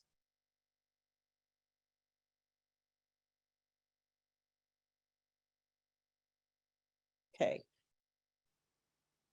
So. Okay, then let's look at the next one.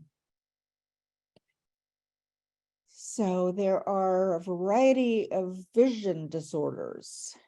And I'm going to stop this and go back.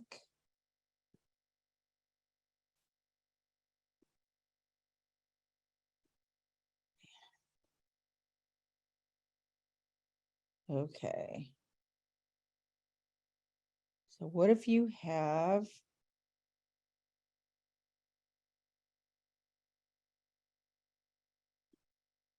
here's one that's interesting. Visual snow.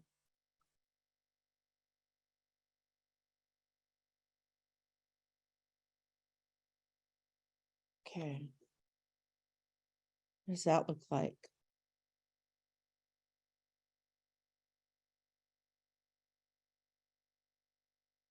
Or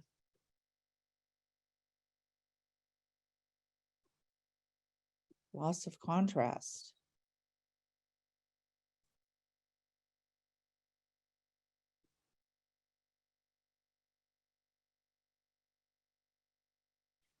So the idea is, again, within a classroom, you have students with so many different needs and ways of learning. The key is to figure out how to best accommodate all students. And often the accommodations that you're making for one group of students will work on other students. Okay, now I want you to get a blank piece of paper and a pen or a pencil.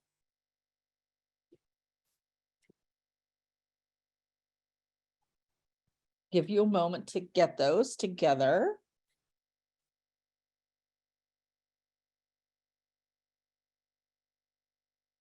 Hopefully you have something nearby. Oh, I should have asked you to do this during break. Now that would have been smart. Okay. So now I want you to read this and I want you to fill in the blanks. So I'm going to give you a few moments. Use your background knowledge. Fill in the blanks.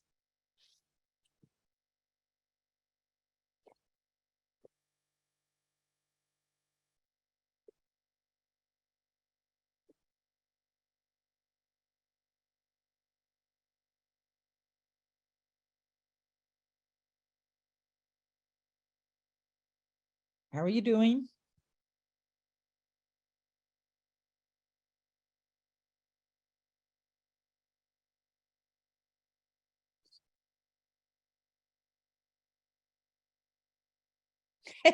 I love the thumbs down. You're not doing well.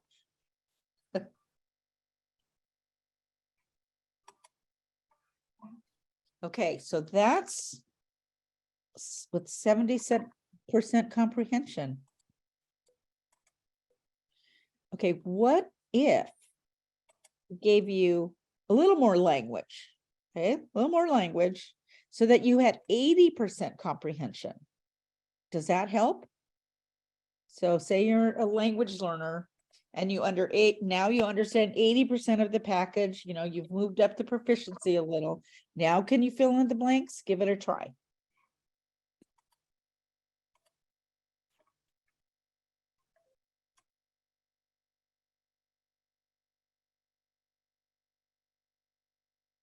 Any better?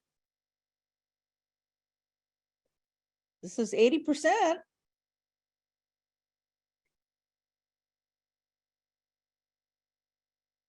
Still difficult. Thank you, Nicole.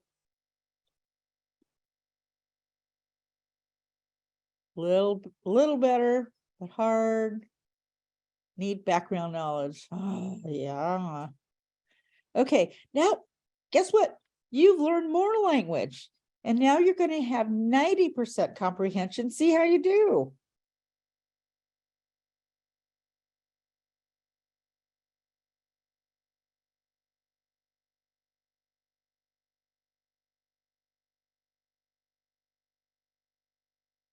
Are you better? Is it better? Are you filling in the blanks?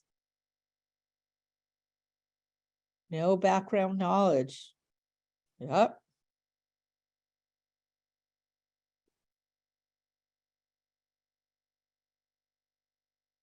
Okay.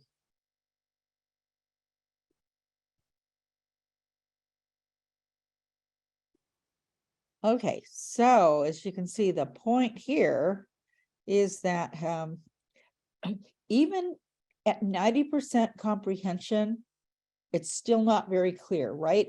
And background knowledge matters. So think about our students and what they're encountering every day, language learners or students that have other learning challenges, and how much needs to be in place for them to actually be able to comprehend the content. So here's your answer. So here's the actual text. Solid matter has a definite shape. It also takes up a definite amount of space. This means it has a specific volume. If you could look at solid matter under a very powerful microscope, you would see its tiny particles moving back and forth. The particles are packed together so they vibrate in place. Their overall shape does not change. Now, how did your answers compare to the actual test? I saw a lot in the chat about background knowledge. So maybe not very many of us are have a scientific background. Did a wide variety help you? What do you think? Well, what do you say in the chat? Use many synonyms. Not too well. Okay.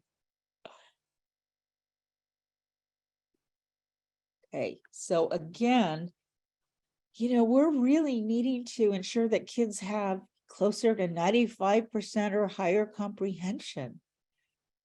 And those should be our targets, because even with 90% comprehending 90% of language in a text, it's not enough.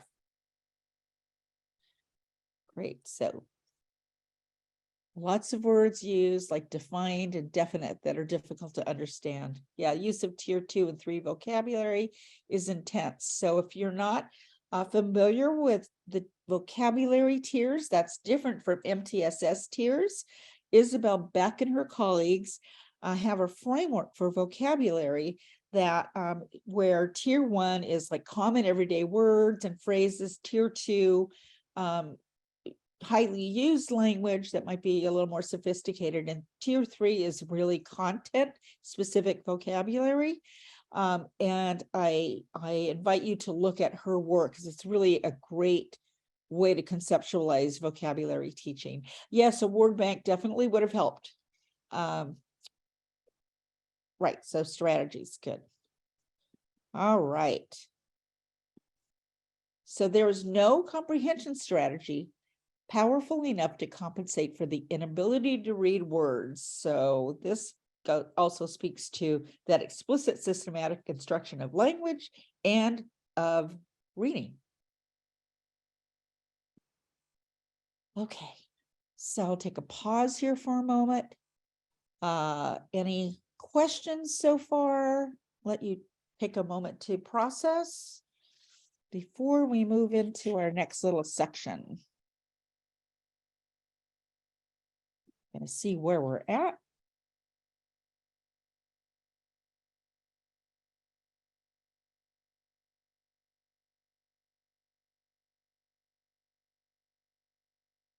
Oh, we have a lot of time. Any questions along the way here?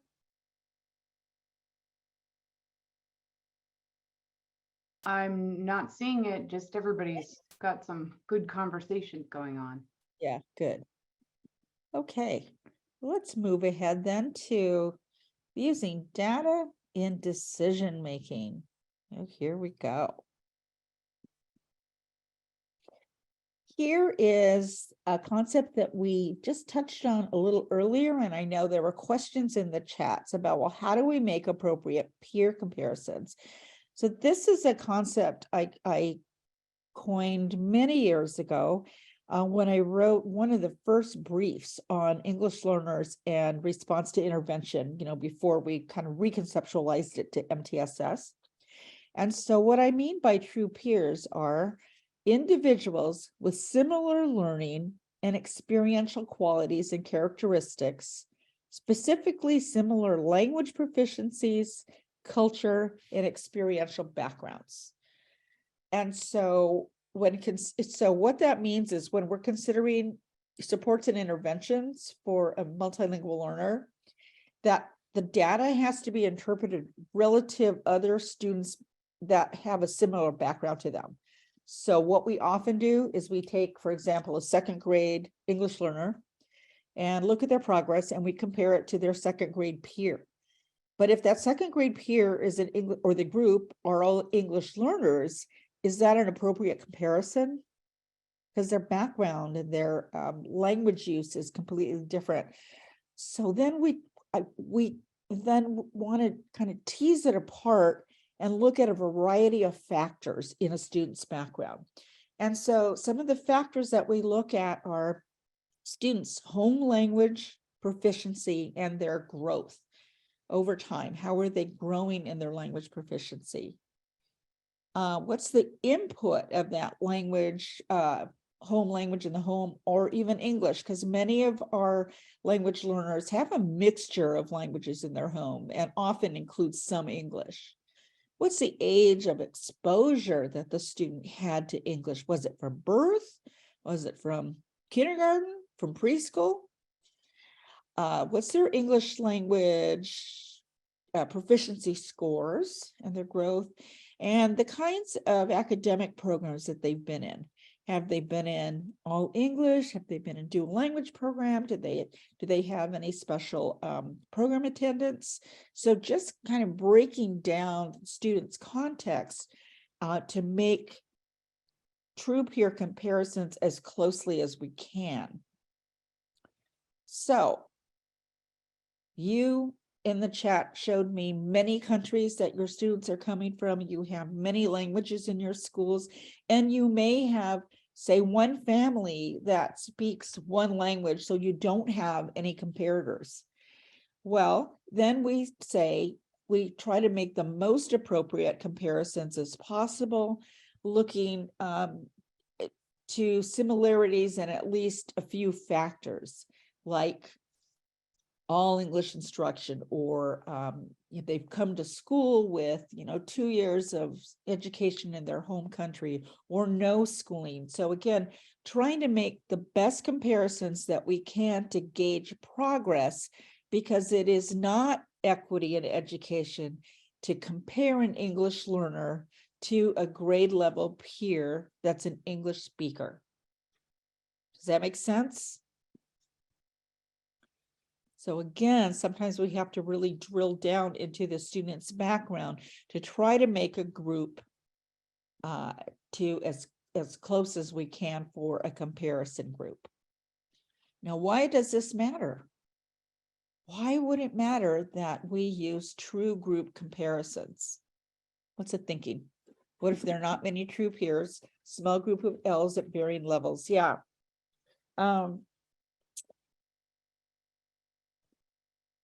So sometimes you may need to look outside of your school.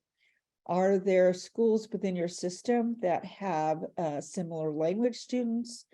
Or again, maybe taking that EL group, and that would still be a more appropriate comparison than just grade level, although it's not going to be totally accurate, but it might give you some data. And we'll be looking at how we're using this data coming up here. Okay. Great. Okay, so in interpreting true peer data, what we see with the data can be a number of things. Sometimes this will be an indicator when we're looking at the group of English learners, at kind of an intermediate comparison, our proficiency level, and we compare them with grade level peers. If we see a gap with the whole group, then that's not an individual issue. That's going to be an instructional issue. And this kind of comparison can also really help us determine who individually may need a closer look. So I'm going to show you some graphs here that will help really to make this concept a little more clear. So here's part of the process of this true peer data analysis and implications. So we'll look at screening data or progress monitoring data, graph the data, and we want at least 3 data points. Graph a grade level benchmark, because everybody's target is grade level, right? But then we want to create a true peer group as best we can and graph their progress and compare the true peer group progress to the target student growth, which is going to be grade level. And if the growth between the two groups is similar, then we look at individual student needs, if there are anybody that's an outlier. But if the whole true peer group is below grade level, then that tells us that's a core instructional issue. So this will make more sense in some graphs coming up here. But this is a good summary slide that you can refer back to. Okay, let's look at this graph. So the most appropriate standard of comparison then depends on the questions being asked. So what you see here, and I'm gonna, is here along the left axis is scores, 10%, 20%, and so on, or words correct per minute, 20% in increments of 10, words correct per minute. Down here are the months of school. So the red line is the grade level line. That's the aim line. To be on target for grade level standard, this is what we're shooting for. Now, the true peer line, or similar English learners, are this dotted blue line. So I'm going to ask you, what do you notice about the target? Here we are 9 months into it, and where the EL group ended up. Are they going to meet grade level? Have they met grade level?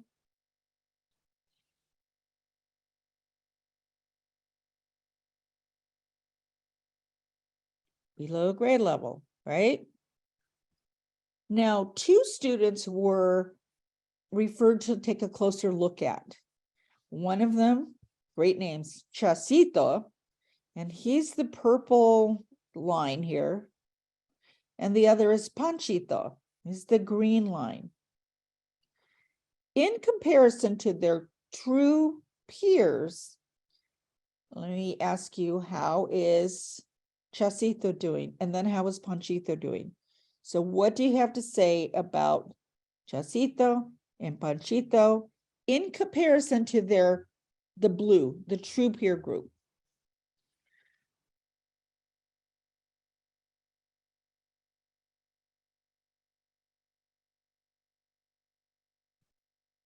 Chasito is following the true peer group. Yes. Panchito is below. Yes. Panchipan falling behind. Yeah. Right. Okay. So that's an issue, right? But let's talk about this whole group, this true peer group. What do we have to say about EL students here? Do they all need tiers 3 intervention? Or what's this showing us?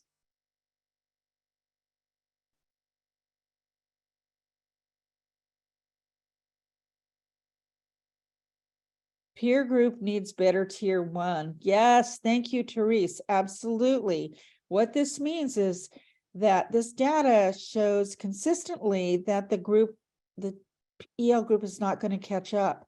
It is not an intervention problem. You can't intervene your way out of a tier 1 problem. Remember I said that earlier? So what happens is tier 1 probably needs more support for language and background knowledge than they're getting in order for them to close that gap. So that's the first issue here. The second issue is, even compared to his true peers, Panchito is not making the same progress. So he's a student that we might want to take a closer look at. Okay. Yes, Panchita may need tier 2. We definitely would want to start out, yes, with tier 2. Well, the whole group needs a more appropriate core. Okay, thus, comparison to native English speakers is only appropriate for questions related to like group instruction, but not for possible disability questions to answer those. Okay. So to avoid bias, comparison to other true peer English learners is necessary to help answer that diagnostic question of disability or disorder. Now, we aren't going to be able to answer it with this data, but this data will help move us on to providing more intensive supports than the group is getting. They need an instructional change. This student needs more individual supports. Collect data, progress monitor, then see when we intensify their supports, how they do, and potentially then go to individual problem solving to then help determine, whether they need a referral to special education. Okay. So if the student is not making adequate progress towards important benchmarks like reading, which is our big focus, we ask ourselves, is the student making adequate progress in at least one language? So making a true peer comparison, if not, dig a little deeper, examine language of intervention, reading and writing performance in both languages, and language proficiency, and examine their background. So now I want to take pause for a moment and let you process that information. Any questions or comments? How do you improve tier 1 instruction? That is such a great question. We'll get into the instructional practices in a little bit. But basically what you want to do is you want to know that you have language scaffolds for the varying levels of language proficiency of the students in your class, making sure that you are developing or ensuring that background knowledge for every instructional unit. Use a variety of approaches to provide language supports and to teach language, and use explicit systematic instruction. So we'll get into that. Great question. I saw a question earlier about inadequate data systems. Yes, that is critically important. It all makes sense, but it's hard to implement. Aaron said this, if you don't have appropriate data systems to do this work for teachers. Well, a systems issue then is something, yeah, you're right, have that discussion with your administrators, because if you're seeing a lot of student failure, you're going to need systems in place to help, like, again, determine when it's instructional issues and when it's core issues. So having screeners and progress monitoring tools in place and disaggregating data by student groups can help answer those questions. So I do understand, but I think that it's important to bring up systems issues as well. Okay, what else? Just to double check, all the students in the true peer group analysis are in the same proficiency level, close to the same proficiency level. So, so we try to keep it like within one level. And if they're all newcomers or all low levels, yeah, that would be a true peer group. They may not have the same background knowledge, but if you're in English instruction and they all have very low English, that's a better comparison than a grade level peer, right? So you're just thinking about what makes sense for comparisons of progress within your context for student groups. So I'm glad to see that the graph was helpful. That's why we created it. Great. Okay. I think I got the questions that you all had. Okay. How do you deal with large populations at one school, adding scaffolds without lowering the standards? Well, again, the standard is a standard. We have to look at our data to see how all students are faring in regard to reaching those standards. And we can't wait to the end of the year. We have to monitor that along the way. And when we see large gaps, then we have to change core instruction. Okay. Okay, I go back to our PowerPoint now. Okay. So we're going to look at a case study. So I want you to meet Ming. Ming entered Sonrisa Elementary School, that means smile in Spanish, in kindergarten. So here's his background. He had moved from Singapore at some point before kindergarten and did not attend preschool.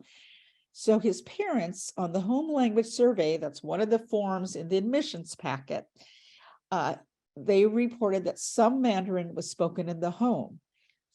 So if a language other than English is reported on a home language survey, that automatically triggers an English proficiency test. So that's a federal thing. So he was assessed on an English language proficiency screener. And even though he didn't score at the bottom, he still qualified for services through Title III or the ELD or ESL. So language development for services. And the school offered a Spanish-English dual language program. So his family chose for him to enter that program. And that starts out 90% Spanish in kindergarten, 10% English in kindergarten, until it reaches about a 50-50 up about 4th grade. So he continues in this Spanish dual immersion program as a 4th grader. School personnel report that English really seems to be the language spoken at home, that he's much more English dominant, and that seems to be what this family speaks. Okay, now Ming was referred because of low achievement and literacy in both English and Spanish. So let's look at some data here. Okay, so here is some reading data. So here's the aim line. Here's his skill rate of improvement on words correct per minute.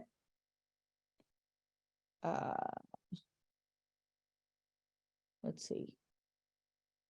And his accuracy measurements. Is he closing the gap? So what this data shows is that Ming will need to grow at a rate of 1.53 correct words per week to reach a goal of 91, which is the goal here, by the end of the school year. Does it look like he's doing that?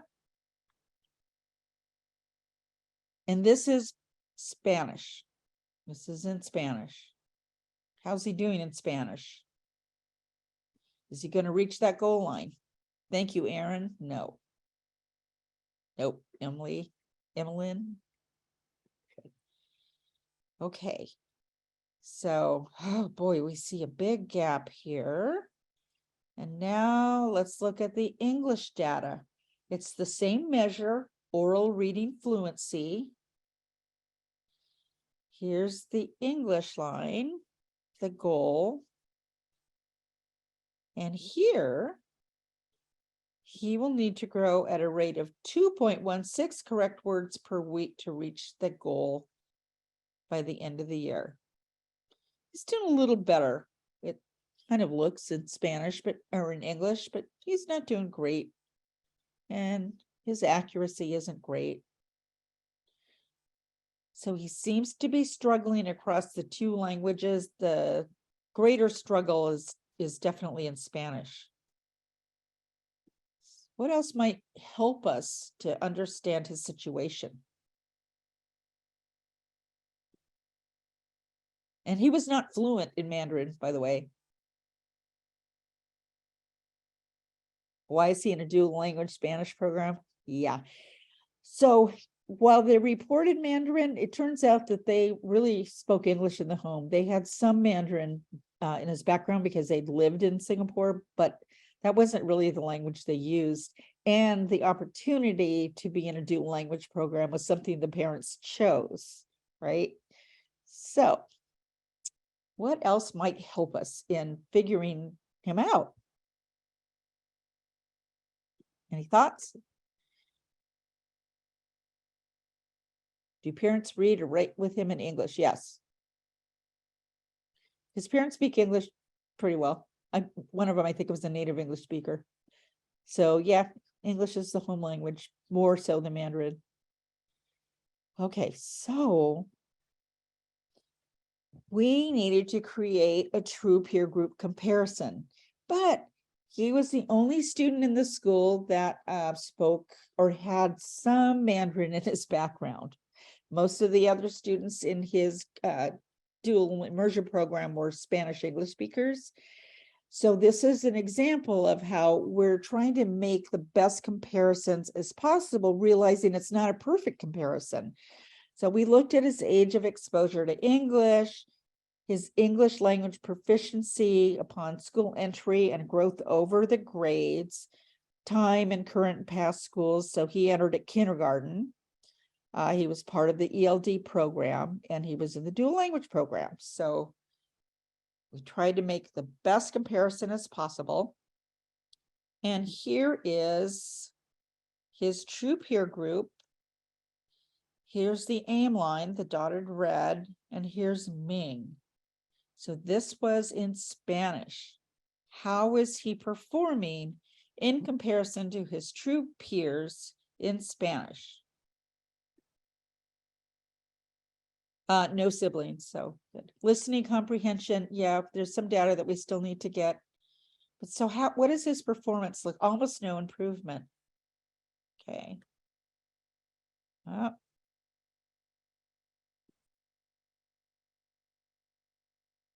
Okay, now let's look at English. So here's the aim line. Oops. Ming is blue, dark blue. Now, what does this look like as compared to true peers? So he was an outlier in Spanish. How about in English?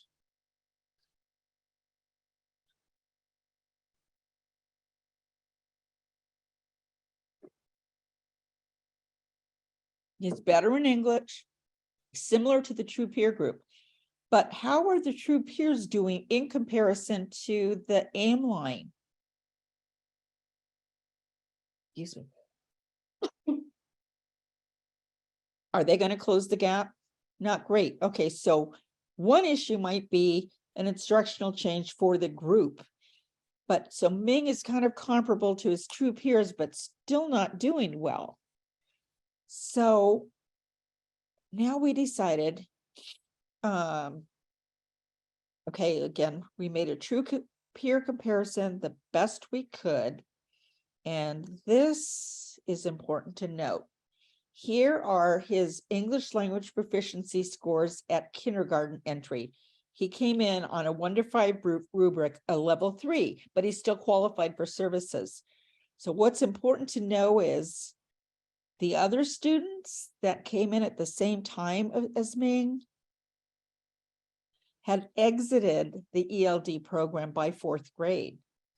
And even students who started with less English than Ming had also progressed past him and exited the program.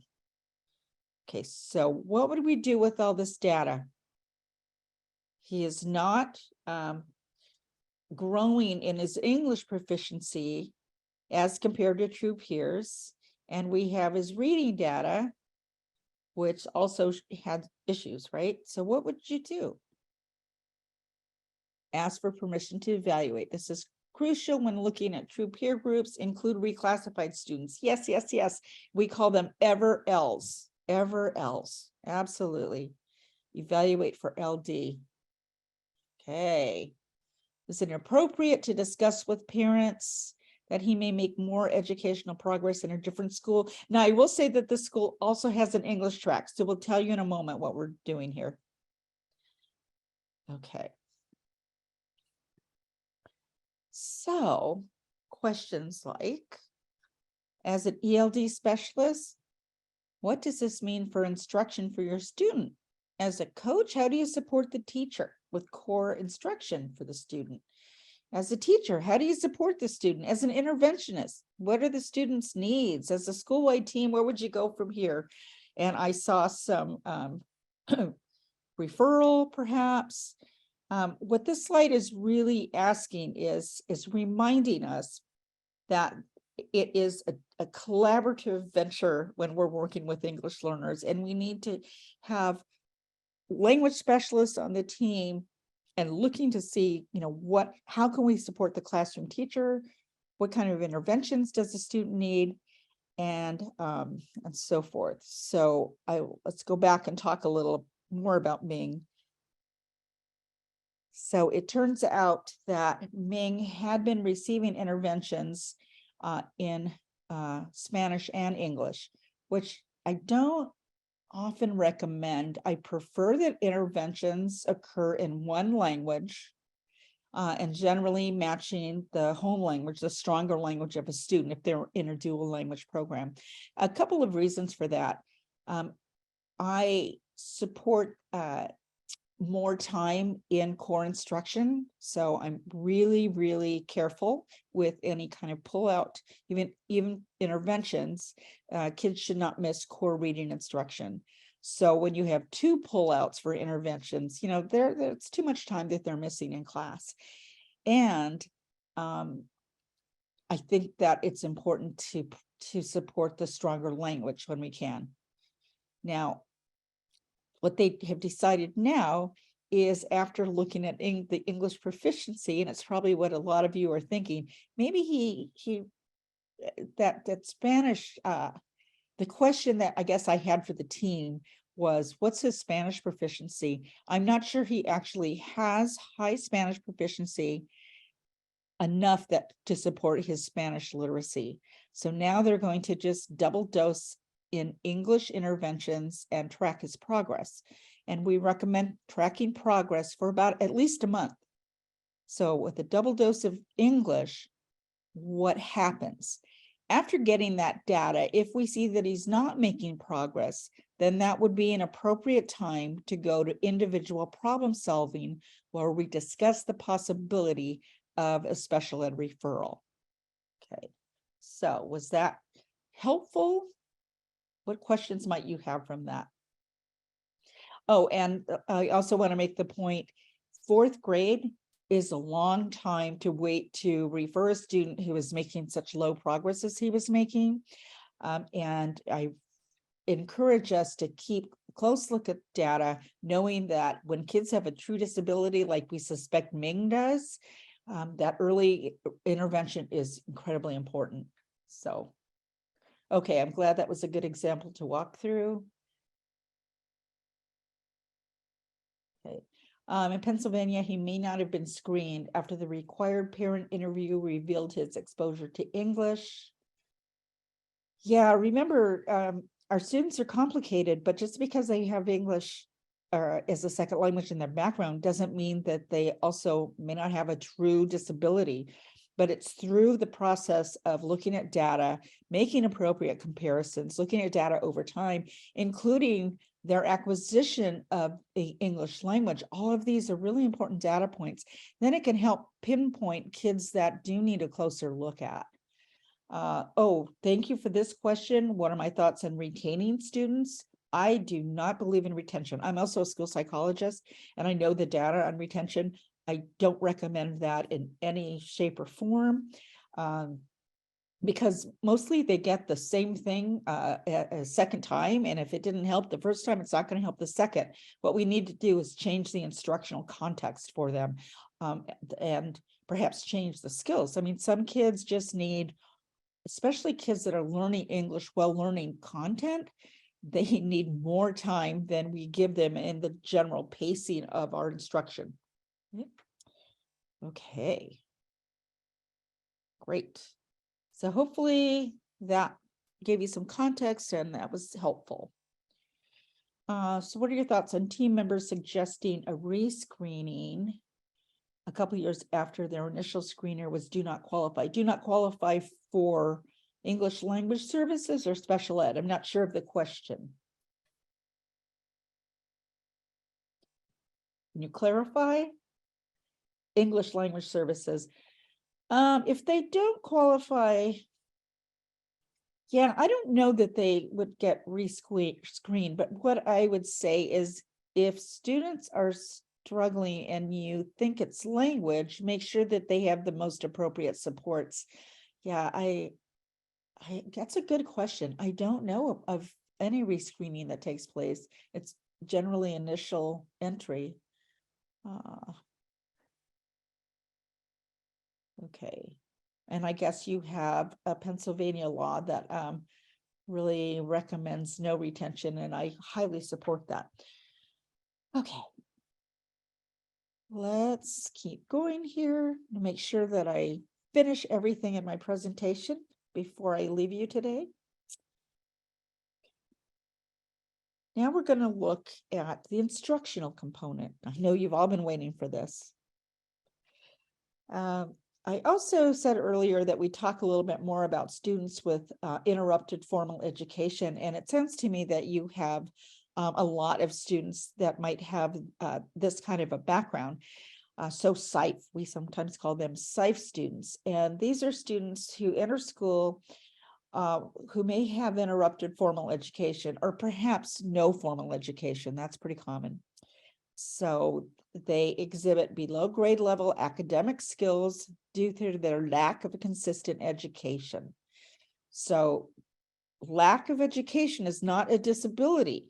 And that's the beauty of an MTSS framework. We can put them in the appropriate intensity of support, knowing that they need specific instructional support, but it may not be for a disability. And with before MTSS, sometimes our only options, or schools would feel their only options, were to put kids in special education because that was a place where more individualized instruction was going to occur. But that's not appropriate. Unless kids have a true disability, they should not be put in special education. But all students should have the appropriate intensity of instruction and intervention available to them. So thus, as I've said all day, it is important to meet students where they are.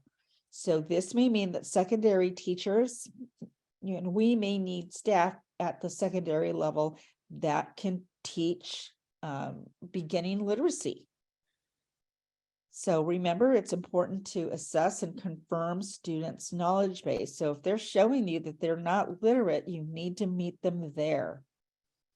And then to also note that there are many immigrant students who come to schools, sometimes outpacing our own students. So they may come with a firm academic background. And we know that students who do come with a firm academic background in their home language, they can pretty easily transition to be academically comparable to an English only student in as little as a couple of years. So that background knowledge is incredibly important. Okay, so we want to make sure that for students with this interrupted formal education background, that we progress monitor at their instructional level. So that may mean using primary grade level tools so that we can ascertain the skills that they have and also those that they need to develop. Use intervention programs designed for catching up older readers. There are some on the market that have been used successfully with students with disabilities, older students, like corrective reading and other like scripted programs. And then with the plus overlay that I will show you in a moment, to help then provide the appropriate supports that aren't built into reading intervention programs. Once students meet second grade benchmarks, then they can advance through, I think, progressive grade levels, progress monitoring levels. So we want to get them to break the code. Okay, so in general, once students have reached 6th grade reading proficiency, interventionists will focus less on the process of reading and more on the comprehension strategies and building background knowledge. But the best comprehension strategies are not going to compensate for a student that can't read, that hasn't broken the code. So we have to teach them how to read no matter what grade and age they come to us if they're a non-reader.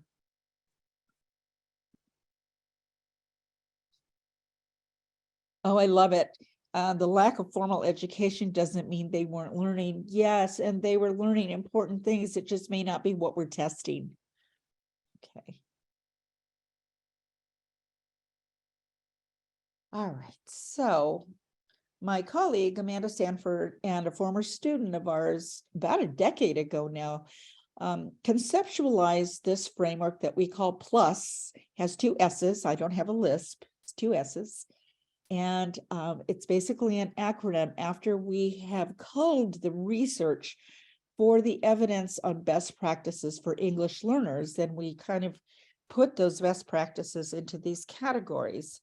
So the P, and we've changed our descriptions a little bit lately, means pre-teach critical vocabulary and language, prime background knowledge, and make cultural connections. Because we know that those cultural pieces are as important as making the language scaffolds. Those are all important. So language support means more than vocabulary. So often we get stuck on, it's vocabulary instruction for Ls, but it's not. We have to teach beyond vocabulary and giving them access to sophisticated forms of language at the word and the sentence level, and building background knowledge or ensuring that they have that background knowledge. You'll see highlighted all the big researchers that we've used to provide the evidence for our components. The second component is L, language modeling and opportunities for practice. So the teacher models the appropriate use of academic language, provides structured opportunities, and I'll give you some examples for students to practice using language in meaningful context. So language use has to have a meaning for it, a purpose. That's that function. U means use visuals and graphic organizers or multiple modalities, right? Gestures, real objects, pictures, graphic organizers. And it's so easy now, given our access to the internet, right? You can pull up on your phone a picture, and a picture can say 1,000 words. Pull up on your computer. I remember back in the old days, because I'm pretty old, having to go to my local library, pick up stacks of National Geographic magazines and make little picture cards. So it's so much easier now to be able to scaffold for language, right? So there's no excuse not to do it. The first S, systematic and explicit instruction, and that's what someone in the chat had spoken to about earlier. It's incredibly important in the modeling test model, or the I do, we do, you do model. And a second S for strategic use of native language and teach for transfer. So it's that cross-linguistic aspect of language. We help them make connections to home language if that's going to be helpful. And translanguaging, letting them communicate using a mixture of their languages. Okay, so using this framework, we're going to be looking, how do we apply this framework then? What does that look like? We'll be watching some video that will kind of be an example of using the plus, but first I want to talk about opportunities to respond.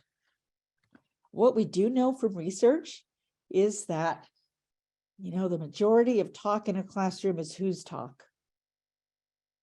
Who talks the most in a classroom? Just like me today. The teacher. Yes, exactly. We want to change that up, especially for English language learners. We want them to be talking. We want noisy classrooms, right? So we want to post questions or comments that provide many opportunities for answers. We want to use a variety of strategies, asking for individual talk, pair talk, or whole group talk. Keep students engaged on the task. So giving them specific tasks. I think somebody went off mute, or is someone trying to talk to me? Because I hear some background. I think it was a mistake with a mute, but I think Okay. we're good. Okay, thanks. Use varied responses, verbal responses, quick writes, oh, more typos, small group discussions, choral responses, and assessment of student learning. So observable. So we want to see children interacting in classrooms. It's intentional, and we design it so that no student can opt out. That's so important, because even in classroom observations will show what English learners, do they want to necessarily engage in a language they're not certain about, or are they the ones that are sitting quietly? And if we ask them to raise their hands, they're usually the ones that aren't raising their hands, volunteering to provide input. So we want to design the instruction so that everyone has a task and will respond. Okay, so we'll identify our goal, choose how students will respond, and determine how we're going to individually or how we're going to group students, and allow enough processing time. Okay. So what you're going to see in a video that I will show you is one way to scaffold instruction, and this is not new, I'm sure, to most of you, is using sentence frames and starters. So sometimes I get the question, well, if we give students sentence frames, that's providing too much of a crutch and they're never going to be learning language. Do you ever hear that, or do you wonder that yourself? Okay, it's a good question.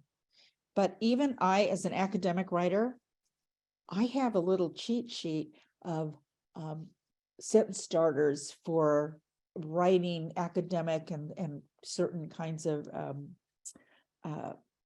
you want to say, really paragraph starters for academic writing. And I'm a proficient speaker. Is that a crutch? No, but it really helps me to extend my thinking, and it helps me to sometimes formulate more expressive language than I might have otherwise. So this is not a crutch, it's a scaffold in terms of helping students, providing that structure for them to use their language, feel good about their language, and then look to see how they can grow in that language use. So sentence frames can be used across any content area and really at any level. So you can see how there's one about science or social studies, or something that could be at an early elementary level. So they are for all levels. And sentence starters is different than a frame, are those at the beginning of a sentence. They're open-ended. They're more open-ended. So there's usually more student choice in the answers here. They can also be used across all levels. So those are the differences between frames and starters. And the format for teaching a sentence frame is post the frame or frames, model reading the frame aloud to the students echo read it, model, the teacher models with 2 or 3 examples from a word bank that you said would have helped you earlier in some of our examples, and then use something called precision partnering for students to have that communication, and then students practice. So again, there's a graphic on how to construct the frame. Here's an example of a simple frame. So we are going to have generally within our classes a variety of language levels. So it's really helpful to provide sentence frames at the proficiency level. So you'll see an example of a simple frame. And this is a comparison of a Cinderella and a Japanese, I think it was a Chinese version of a story very similar to Cinderella. So a simple frame might be Cinderella and Ye Shen. Both are, whoops, don't want to use both twice. Both are fairy tales. And then that mid-level frame that we filled in with Cinderella and Ye Shen. Cinderella and Ye Shen are alike because they both blank. And then a sophisticated, for those at the more advanced level, Cinderella belongs in the same category as Ye Shen because they are both fairy tales where magic helps them out. So you see, even we can scaffold sentence frames to be appropriate to the varying proficiency levels of our students. Okay, so we're going to be watching a video. And here are the components that I want you to watch for. If you have that paper and pencil left from earlier, that could be really helpful to you here. And we're going to be looking at how the teacher structures this instruction, that her lesson, by creating, does she create intentional partnerships? Do students have roles? Do they know what is expected of them to perform? Is there controlled alternation, meaning that both, if it's partners, do they both have an opportunity to speak? We have to create those partnerships, and we have to hold students accountable that everybody takes their turn. We give explicit tasks to both partners and use sentence frames or stems to help students respond. So these are all components of something we call precision partnering. You'll see in this video, it is a math lesson. This can be used across any content area. And so you're going to be looking for these in the video. And I am going to bring up the video. And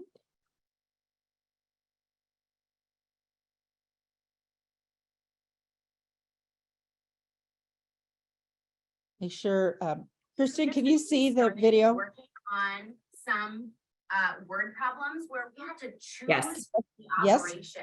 When we were thinking through the word problem, we had to choose between multiplication and division Oops. and addition. Actually, I'm and going to move subtraction. to 3. Okay. How many numbers we have in there? Yes. Now we're ready to underline. The question words start with how many.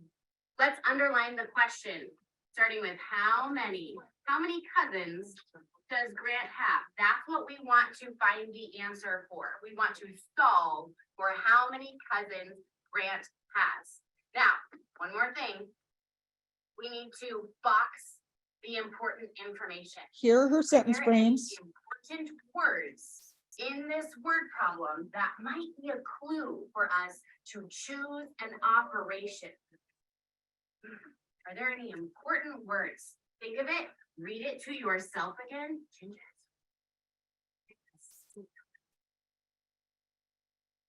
Clue words. Are there any clue words? We see lots of hands. What do you think? Times. Times. Put a box around the word times. I saw agree with times. We're ready to go to our sentence frames. So we could use I know blank because blank. And remember yesterday I put some extra helping words underneath. I know the problem says blank because I see blank, or I know the equation is blank because I see blank. So I will give you two choices. You can use either the problem says blank or the equation is blank. So my example, I know the equation is 4 times 7 because I see the word times. Can you use my example? Yes. Yes. Before we talk to our partners, remember our partner assigned. Raise your hand if you are partner A. Thank you.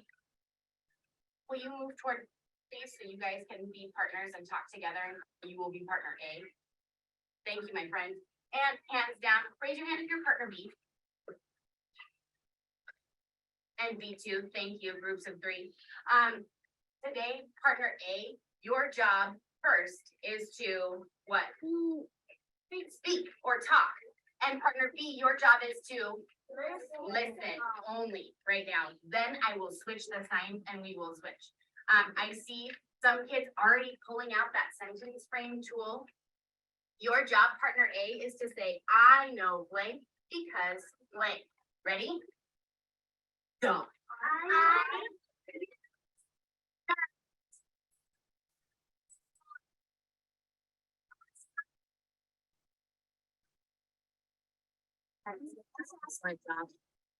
Okay, so when you're done, remember partner pyramid. Nice job. Will you repeat your sentence? Okay, so. Problem says, how many sentences do I have to give? And what I heard, some of our friends start to say, I know the equation is. So will you say that with me? I know the equation is, your turn. I know the equation is, what is our equation going to be? 7 times 4 or 4 times 7, right? Same thing, 4 times 7 equals. If you don't have that written in your workbook, will you write that in your workbook, please? Number 6. On number 6. Yep, thank you. Thank you. Writing in your workbook. So a strategy for multiplying 2 numbers together. We can draw a picture. If you're a homeowner in Oregon and you're still paying for electricity, then I've got some big news for you. Just Get rid of that. So many screens open, it's hard to close things down. There we go. Okay.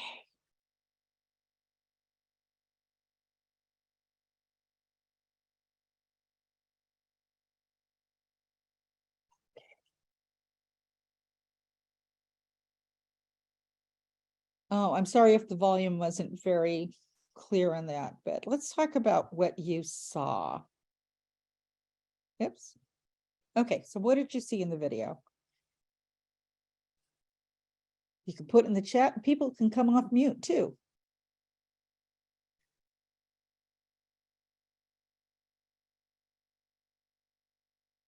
Sentence frames used a lot, clear roles. Yep, explicit tasks. Having kids repeat them. Adding visual supports. Checking, yes. So if we go back to this, how many of these components did you see?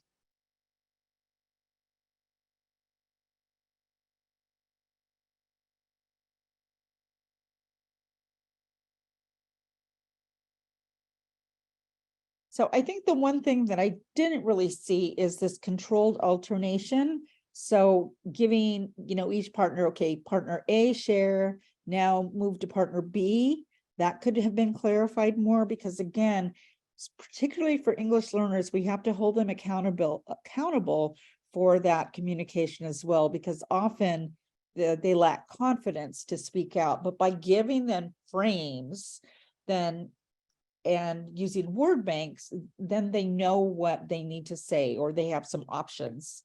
And then you hear a lot more responding, right?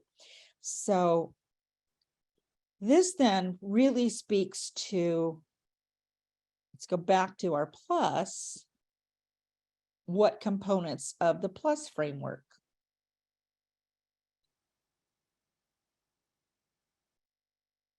So what you didn't see is any native language use, or which could have been done in terms of cognates. Perhaps there's some math words that could be very similar in English and Spanish. Right now, I can't think of any, but cognates could be used in a lesson. But were these components included in that lesson? So it's not instruction as usual. Did it instruct a math concept? Yes, but it also is about instruction of the language that students need to demonstrate their knowledge of math and to continue to grow their knowledge of math. So hopefully just that little piece of instruction was helpful. So at this point, go back to where we were. So hopefully today's session affirmed or modified. Well, no, I guess the question is, how did today's session affirm or modify your practices? How will you strengthen your practices based on the session? And what questions might you have that we should cover in the next section? So I would like a little feedback. So I'm going to ask you to write in the chat. And it's also, we do have a few minutes. We can take some questions.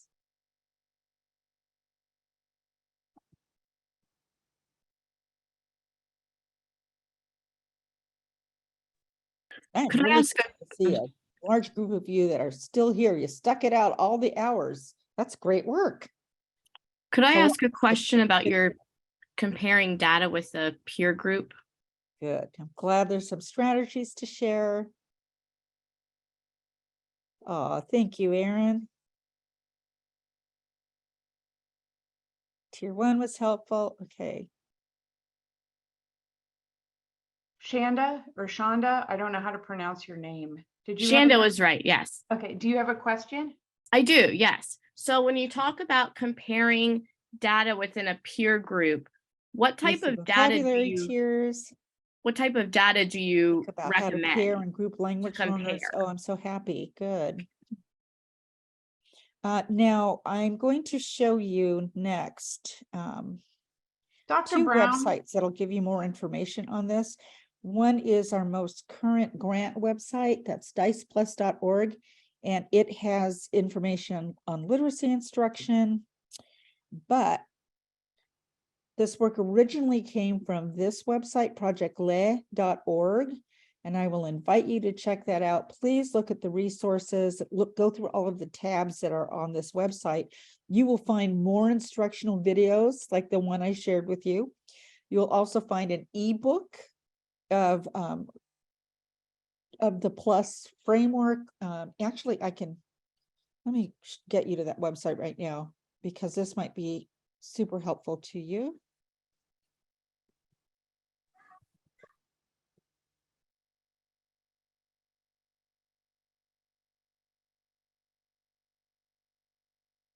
Here's our website. And if you look at resources, for example, here are videos. We have some videos in Spanish, some in English that show this explicit instruction using PLUS. We have tools. And one of the tools is we have a little ebook of PLUS that is in English and Spanish that walks you through, whoops, there it is. That walks you through the components, gives you some, has a lesson plan framework to use and help you remember all of the component pieces. And it gives a little more explanation for each of the components. And that comes in English and Spanish, so that might be useful to you.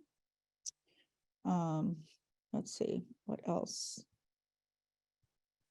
There's also one other thing I want to show you on that website that's amazing. Here it is. And this is a 12-page, it's kind of long, rubric for creating multi-tiered systems of support for English learners. I mean, it's not just for English learners, but here we do specifically ask about disaggregating data, looking at linguistic alignment. So it is an incredible form. It is adapted from one that the American Institute of Research created. And in our grant that we had a few years ago, our 3 teams of this grant were asked to create this and disseminate it nationally. So it is free and downloadable, sponsored by the federal government. And it's been a really helpful tool for our partner schools. It also has a Word document that's attached with it that helps you look at your strengths and weaknesses and make some short and long-term goals for creating a more equitable system. So I really hope that you will use the tools that are available. They're all free, downloadable. And the other piece, let me stop all this, is link back.